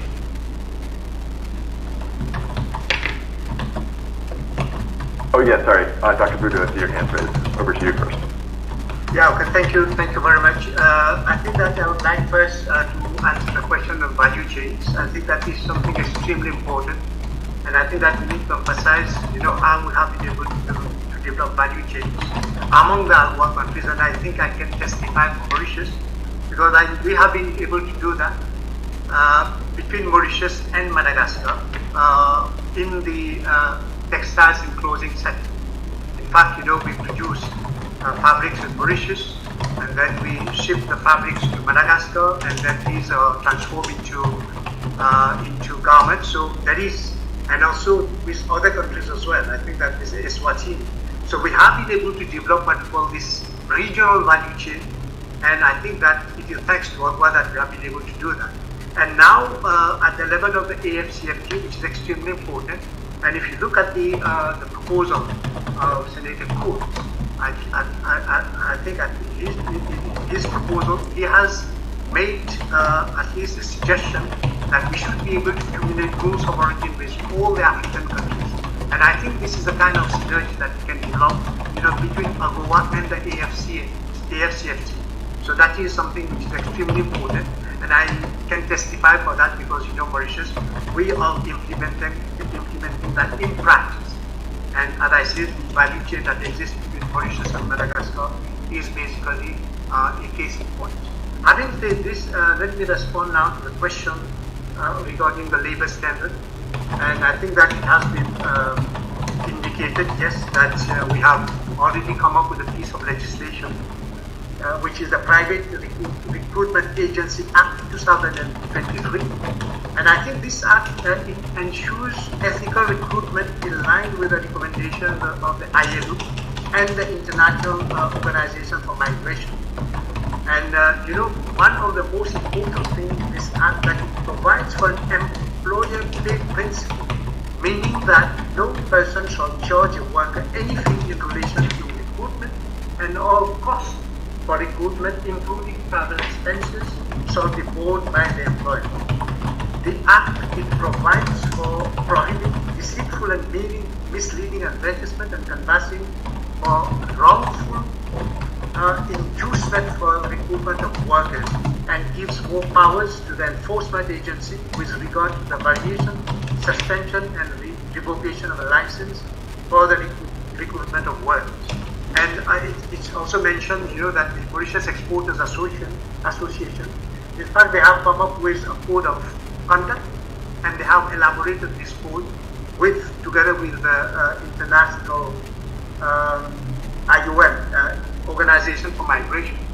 On top of that, recently in the budget that has just been passed, there is now a provision for the foreign workers to be unionized, so they can become members of unions. And on top of that now, Mauritius, we are implementing, there has been a substantial increase in the minimum wage. It has been increased to 20,000 rupees, which is roughly 500. So I think that there are so many initiatives that have been taken in Mauritius to ensure, of course, that we respect the rights of foreign workers. And it is being implemented, and we work together with the private sector in everything that is being done. So just to respond to the question that has been put specifically with regard to Mauritius. Thank you very much. So thank you for that response. So I think Charge Mercedes, did you unmute yourself to respond to the question? Thank you so much. I would like to concur with what my colleague in Mauritius just said about the value chain, because AGOA has helped to build a vertical value chain between Mauritius and Madagascar, especially in the textile industry. And what AGOA can do to promote, let's say, an African value chain, I think the inclusivity is one of the key. So, like Mauritius graduate, if countries are graduated out of AGOA, other countries will be impacted. So, like Mauritius and Madagascar are now in a kind of inter-independency in our trade relationship. So we need AGOA to be more inclusive, and having everyone on board, even though who can aspire for graduation, can meet the graduation criteria. Regarding the steps that the government took to comply with AGOA, I will stress 3 points. First, the government of Madagascar has adopted the AGOA utilization strategy, which is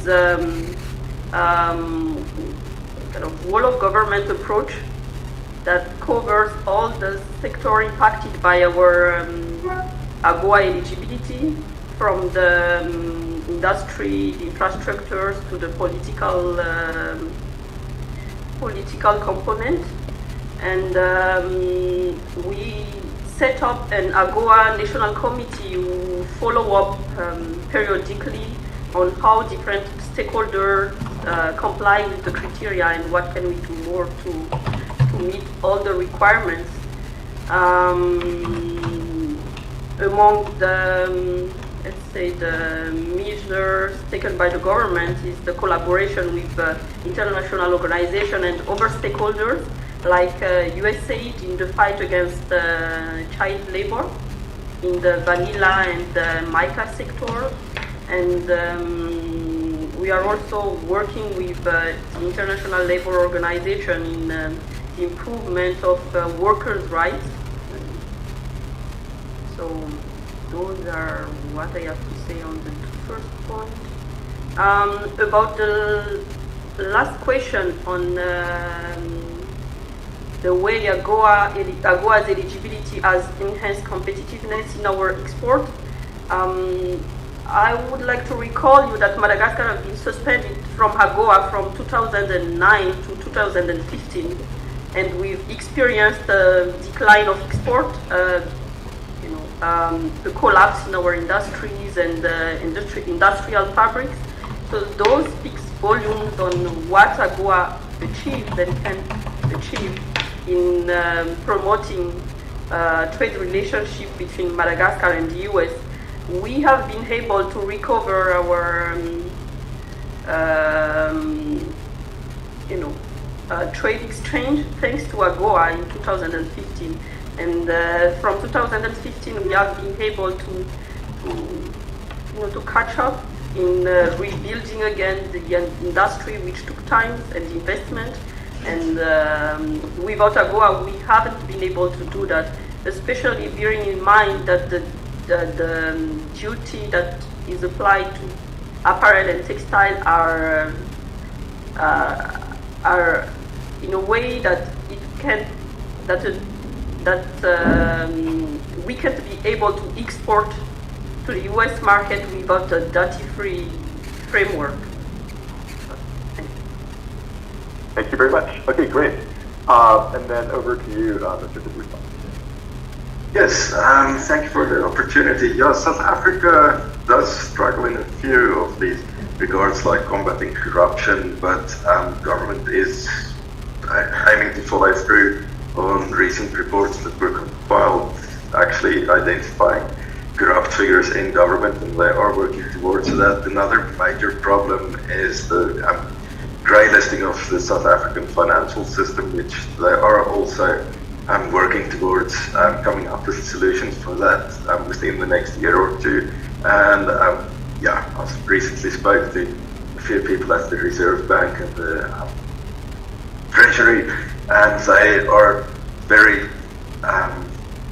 optimistic about the progress being made there. When it comes to labor relations, we've seen a massive improvement over the last couple of years, with last year and this year the norm actually becoming during wage negotiations that much longer term wage agreements are coming up with, especially in sectors that were generally very unstable in the past, such as mining, where even 5-year agreements are starting to become the norm with some of the larger groups.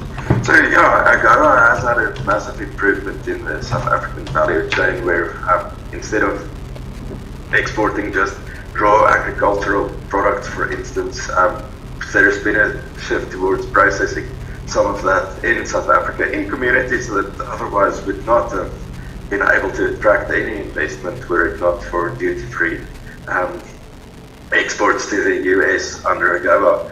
So that's been a massive improvement for us. Also, in terms of neighboring countries that may be landlocked in many cases, using South African transport infrastructure and then boosting our economy and theirs in such a way. So AGOA has been a great boon to the rural communities that otherwise may have been even more vulnerable than they are currently. Thank you. And with that, let's wrap up this third. Sorry, Dr. Budu, I see you have your hand raised. Can I give you 30 seconds to final? Just 30 seconds. I just want to come back to the question from Anna. We are going to submit, I would say, a very detailed sort of report on what is being done in Mauritius. I will share it with Anna so that you have the whole picture on this question of labor. Yeah, thank you very much. Thank you so much, sir. Appreciate it. And let me just extend my appreciation to the entire panel of witnesses for this third panel. I very much appreciated the insight that you all offered. And I now ask you to please, Charge Merceda, Dr. Budu, and Mr. Dubuisson to please turn off your videos. And I will invite the fourth panel with Ms. Hughes, Mr. Rosenbaum, and Mr. Scarpelli to turn on your videos. Yeah. Okay, and so thank you for sticking around. I know it's been a couple of hours since the hearing started, so thank you for your patience. And let me start off with Ms. Hughes. You have 5 minutes. Thank you. And first, let me say, we're not coming from the Pentagon, but we are coming from a conference room that is called the Pentagon Room. So, hi, I'm Julie Hughes with the U.S. Fashion Industry Association.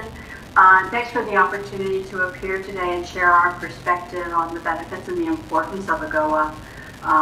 As most of you already know, exports of apparel from sub-Saharan Africa have grown substantially since passage of AGOA, and they have done so in large measure because of AGOA. The availability of duty-free apparel and home textiles from the AGOA countries is a key element in today's sourcing strategy for American brands and retailers, as well as an important opportunity to provide jobs and economic opportunity in sub-Saharan Africa. So since it was signed by President Clinton in May 2000, AGOA has helped foster the long-term potential for the fashion industry to source in AGOA. Apparel accounts for the second largest source of AGOA qualifying exports, only behind oil and gas. And while exports have grown substantially, frankly, they have been relatively flat since 2007, which is part of why we wanted to appear today. As you know, while you're conducting the eligibility review, that AGOA qualifying apparel imports mainly come from just 6 countries. And we believe these countries meet the criteria listed in Section 104 of AGOA. Kenya, Madagascar, Lesotho, Tanzania, Mauritius, and Ghana are the main sourcing destinations today. The outlook for these and other AGOA beneficiary countries should be bright. The third country fabric provisions enable retailers and brands to effectively utilize AGOA. Infrastructure has improved on the continent, and companies are actively trying to diversify their sourcing options. This is especially true since the pandemic, and we do an annual benchmarking survey, and we continue to hear every year from sourcing executives that there is substantial interest to reduce China exposure and to investigate new sourcing opportunities, especially in sub-Saharan Africa. In this year's survey, which will be released in just a few weeks, there's a substantial shift away from sourcing in China. Fashion companies are interested to move to Africa, but raise concerns that the reliability that the benefits will remain in place. In case you've missed it, I want to encourage everyone to take a look at the live stream, the recording from the Senate Finance Committee hearing a few weeks ago, where one of our USFIA members, Sanmar, testified and I think summarized where we are today perfectly. She said, Melissa Nelson, who's their General Counsel and Corporate Secretary, said, and I quote, investments in AGOA countries are on hold because the program is close to expiration. However, there is so much potential in vertical integration that no one will invest when the benefits of AGOA could expire before a return on that investment. Textile machines can cost hundreds of millions of dollars, not an investment business will make without knowing the program has been renewed. and reflects the views of many fashion brands and retailers. Now, I know you're going to say, yes, the potential to lose tariff duty benefits is a concern, but of course, that's Congress's role to act on that. We know that, and we are making that case to the Congress. But as you're reviewing today and looking at AGOA eligibility, we thought it was important to come and share the perspective that we hope that you will act and extend and maintain AGOA's textile and apparel benefits for the sub-Saharan African countries that currently are eligible, since we know there are special eligibility requirements for textiles and apparel. So thank you again for the opportunity to appear today, and I look forward to the questions. Thank you. Thank you so much, and let me hand it over to Mr. Rosenbaum for your testimony. You have 5 minutes. Thank you. Great, thank you very much. It's good to be here. IIPA is a private sector coalition of the leading trade associations representing the U.S. copyright-based industries, which, as a December 2022 study showed, makes significant contributions to growth and employment in the U.S. economy. IIPA encourages foreign governments to adopt copyright laws and enforcement regimes that foster the creation and dissemination of copyright materials and deter piracy. This will create a framework for trade in creative products, foster technological and cultural development, and encourage investment and employment in the creative industry. As sub-Saharan economies continue to develop, governments should look to intellectual property law and enforcement mechanisms that can incentivize their own creative industries and foster economic growth and stability. The U.S. government's AGOA review is one of only a few regularly occurring opportunities to examine intellectual property protection and enforcement in AGOA-eligible countries and to provide guidance to make those mechanisms more effective. IIPA appreciates the opportunity to participate in the process. In our comments, IIPA highlights serious concerns with copyright law reform efforts in Kenya, Nigeria, and South Africa, as well as some positive indications of improvements in copyright protection and enforcement in Kenya and Nigeria. In addition, a recent decision by the Kenya Copyright Board to require a single collective management organization for music would jeopardize the ability of rights holders to collectively license music in Kenya and should be urgently addressed. The adequate and effective protection and enforcement of copyright are important prerequisites for AGOA eligibility and the foundation on which both U.S. and local creators and investors base their production and distribution activities in AGOA-eligible markets. Creators from AGOA beneficiary countries recognize the importance of adequate and effective copyright protection and enforcement to incentivize investment in the production of cultural works and allow local artists to sustain their livelihoods. As a key element to AGOA eligibility, it is crucial that AGOA beneficiaries demonstrate some progress toward the adequate and effective protection of intellectual property. We urge the administration to continue to consider copyright laws and enforcement practices under the intellectual property eligibility criteria of AGOA. While the government of Kenya has indicated its intention to ratify the WIPO Internet treaties, it has yet to do so or to set a time frame for accession. Kenya should ratify and implement the treaties as part of its ongoing Copyright Act amendment process, which unfortunately has not addressed many of the shortcomings of Kenya's copyright and enforcement framework. IIPA appreciates that the government of Nigeria has recognized the importance of its own burgeoning creative industry and took action to protect it by ratifying the WIPO Internet treaties in 2017. The 2022 Copyright Act introduced several improvements, but fell short of properly implementing the treaties due to several problematic provisions, including an ill-advised compulsory licensing scheme, introduction of extended collective licensing, which is not appropriate in Nigeria, and exceptions to copyright protection that are inconsistent with the three-step test. IIPA encourages the government of Nigeria to fully and properly implement the WIPO Internet treaties. Moreover, IIPA supports needed capacity-building efforts in Nigeria to improve enforcement against digital piracy, which remains a significant obstacle for Nigerian artists. IIPA continues to raise serious concerns that South Africa is failing to provide adequate and effective protection of American copyrighted works and sound recordings. Enactment of the Copyright Amendment Bill and Performers Protection Amendment Bill, both of which recently passed South Africa's parliament, risks major negative disruption of the creative industries and will ultimately harm the creators and producers of copyrighted materials that the legislation is purported to protect. These bills remain inconsistent with the WIPO Internet treaties and, if enacted, would also violate South Africa's obligations under the WTO TRIPS agreement and the Berne Convention run afoul of the AGOA eligibility criteria on intellectual property rights, potentially violate South Africa's constitution, and move South Africa even further away from international norms.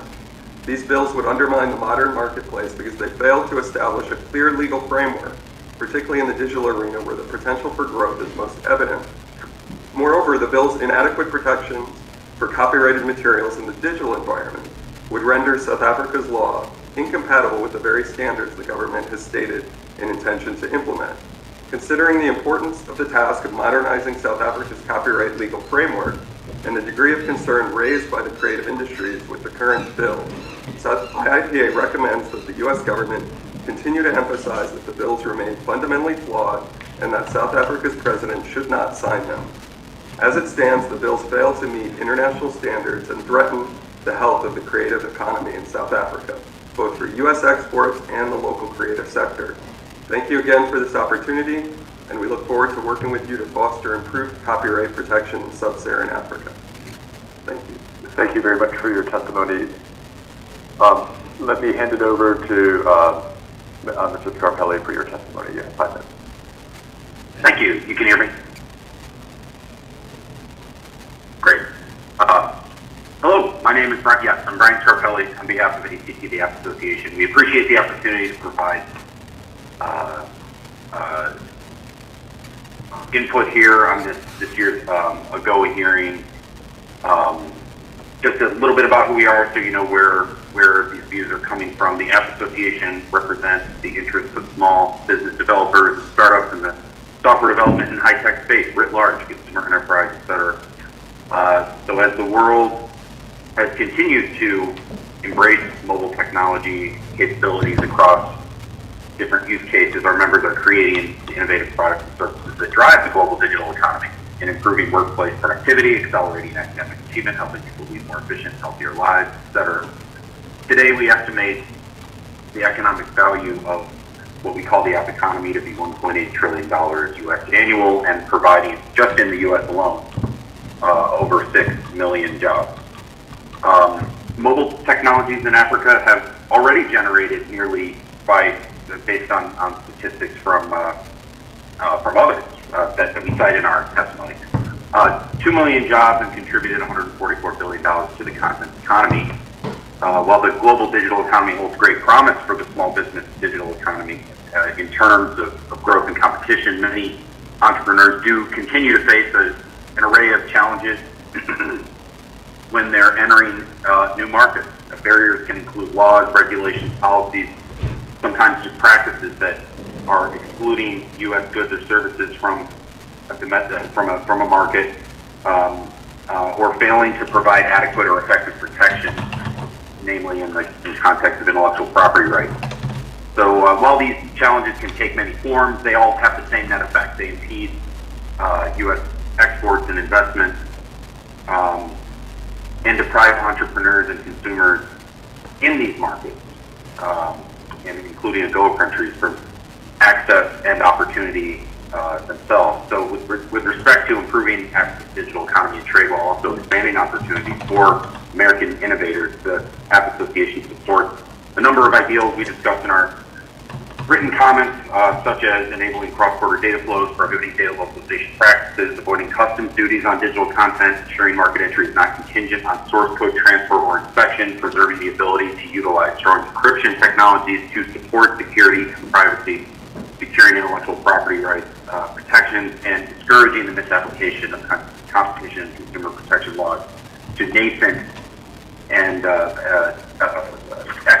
emerging technology markets. These are all principles, again, we expand on our comments. While AGOA eligibility determinations already include modality-neutral evaluations, such as already including determining whether there's an adequate and effective protection and enforcement of property, which we fully support the continuation of, the growth and unrealized potential of the digital economy for both the U.S. and AGOA eligible businesses and consumers, we think should be further prioritized. So we urge the administration to address the barriers to digital trade across AGOA eligible markets by including policies consistent with our digital trade principles that we elaborate on in our filing as prerequisites to AGOA eligibility, and to identify specific ways to help AGOA beneficiaries build their capacity to achieve these goals. Further, the app association requests that AGOA beneficiaries demonstrate their steps to align with pro-digital trade goals in order to remain AGOA beneficiaries, including by notifying USTR of their efforts to create new laws and or change existing laws to align with pro-digital trade goals noted earlier, as well as their joining and enforcing relevant treaties. We also urge the United States to mitigate and eliminate these barriers through bilateral and multilateral agreements. Now more than ever, it's imperative that the U.S. set an example for the best ways to pursue digital trade growth and the growth of the digital economy through trade agreements. As a relevant example here, I think, is the African Continental Free Trade Agreement, which represents a major global economic trading bloc, and they now appear to be well along in developing a digital economy pillar for the AFCFTA agreement. We think it's imperative that pro-digital economy policies are reflected across AGOA beneficiaries, and doing so will advance the ability of American small business innovators to grow into new markets and create new American jobs, while also bolstering and empowering Africa's emerging digital economy. We appreciate the opportunity to provide these views. Look forward to answering any questions. Thank you very much. Thank you to you and to the other witnesses on this panel. Let me hand it over to my colleague at the Department of State, Mr. Minogue, to pose his first question. All right, thanks, Jeremy. This is for Kevin Rosenbaum. And so we're going to start somewhat broadly. Can you assess the progress on protections for intellectual property rights in sub-Saharan Africa since AGOA's inception? Has this been driving an increase in IP protections, in your opinion? And let me, oh, sorry, were you done, or was there more to the question? Yeah, I've got more. The other part, go ahead. Yeah, so you mentioned Kenya and Nigeria. Examples is where, despite challenges, there have been positive indications of improvements. What can other AGOA countries learn from these two countries?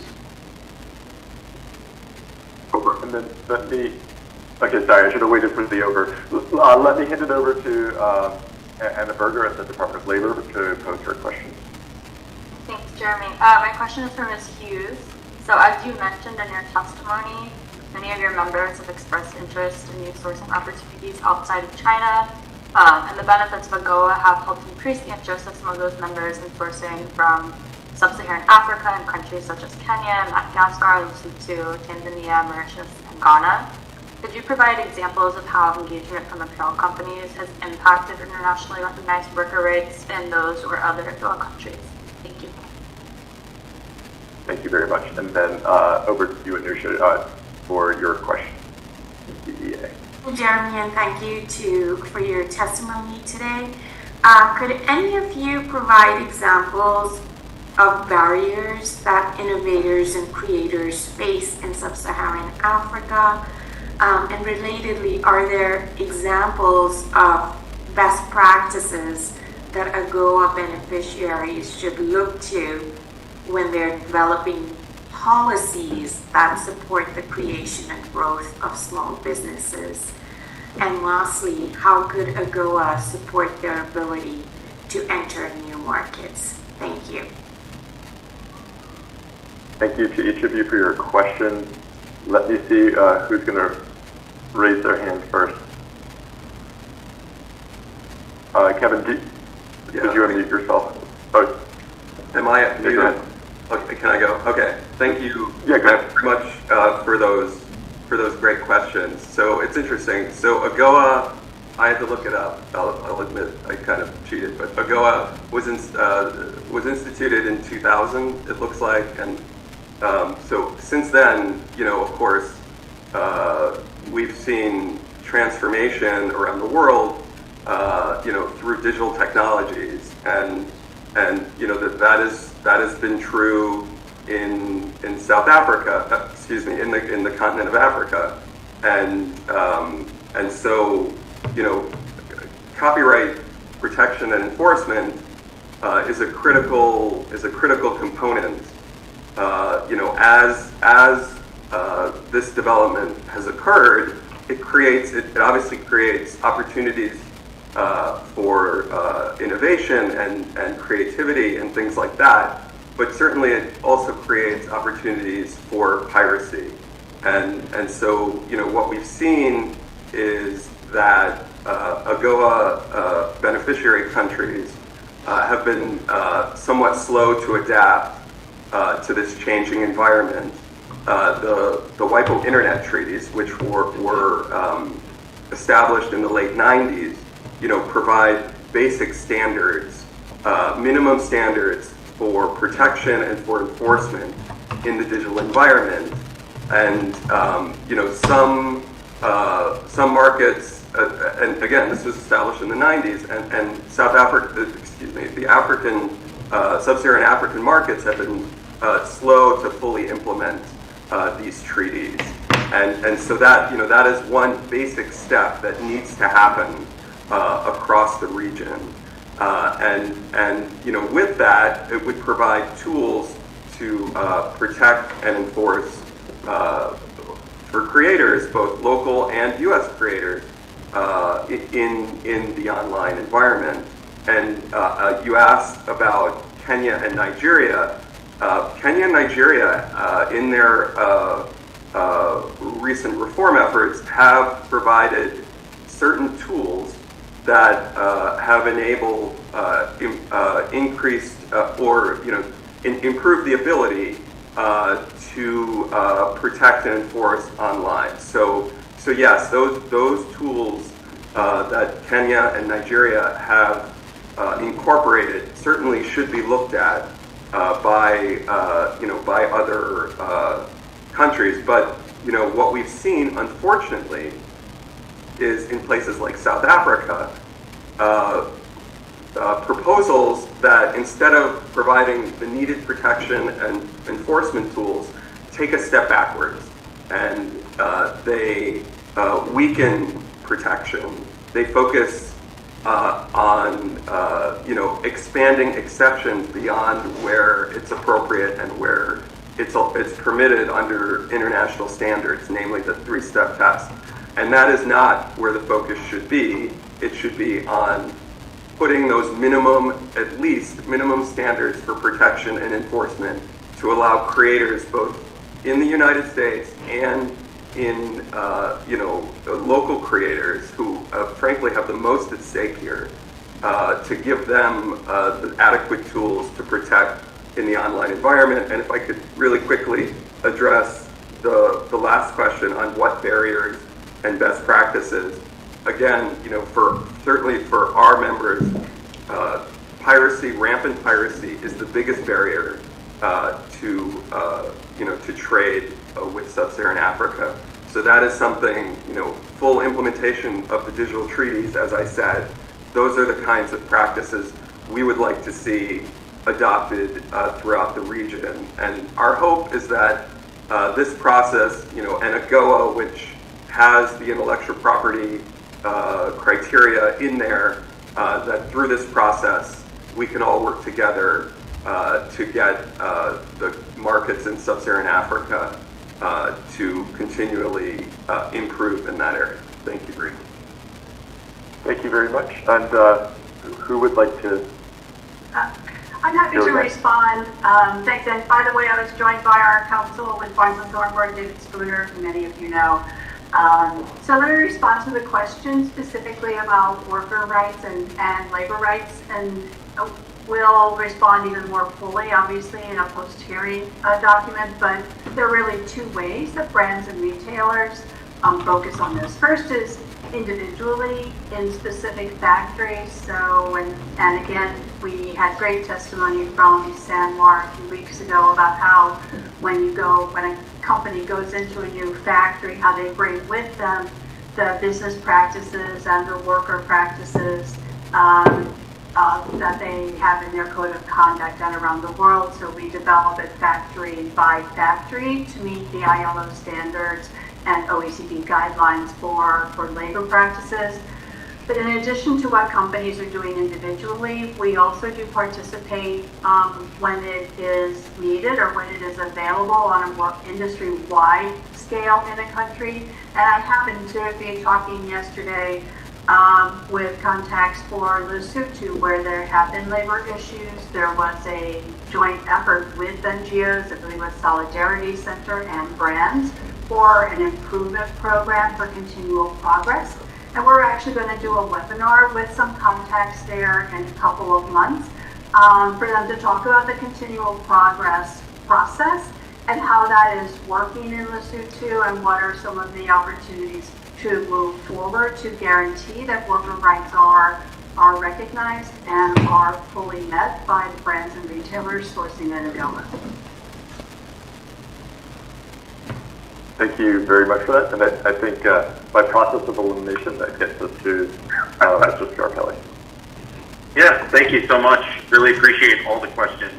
Probably doesn't make sense. I think I was kind of like most relevant to maybe the third question that was asked, but very much appreciate asking for some more detail about some of the barriers that creators, would face, and I'll define that term broadly. It's technology creators like our members.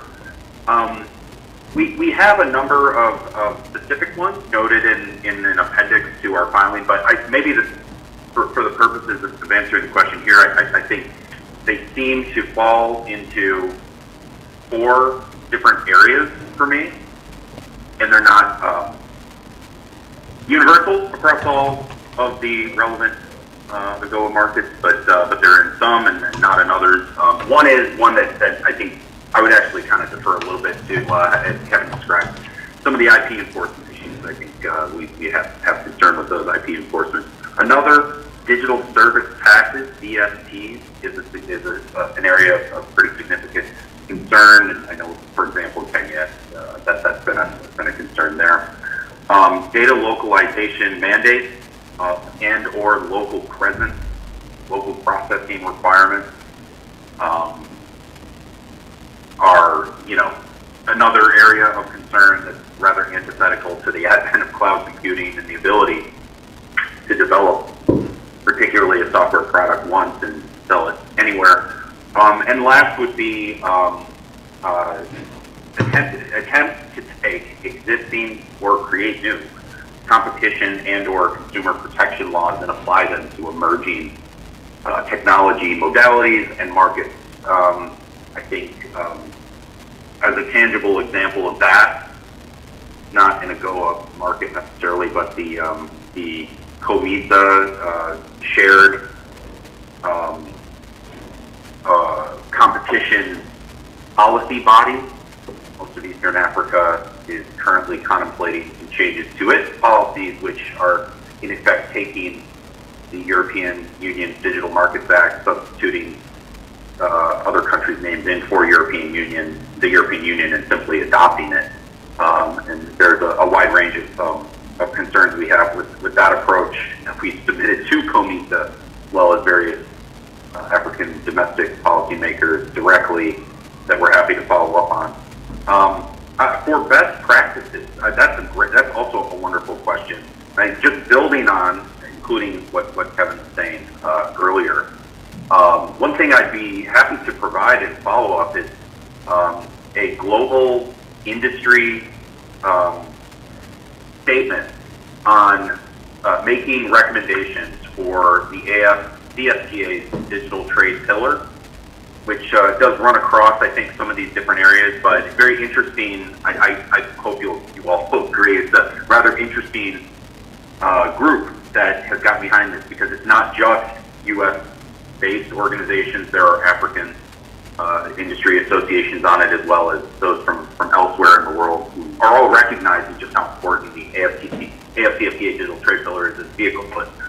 But I think more broadly, it's the 10 or 11 recommendations in that statement could effectively serve as something of a best practices list in the context of the digital trade issues that we're speaking to. I think the third part question that you had asked, just about how to, AGOA eligibility, as it relates to AGOA eligibility, if I'm remembering correctly. I think I'd just come back to, the recommendation that we have that I think that there's still a great opportunity to address barriers to digital trade across the AGOA eligible market by including some, digital trade, pro-digital trade policies as prerequisites to eligibility to the maximum extent that can be done under the existing authority. And in our view, there's some leeway, there's some opportunity for that to happen. So,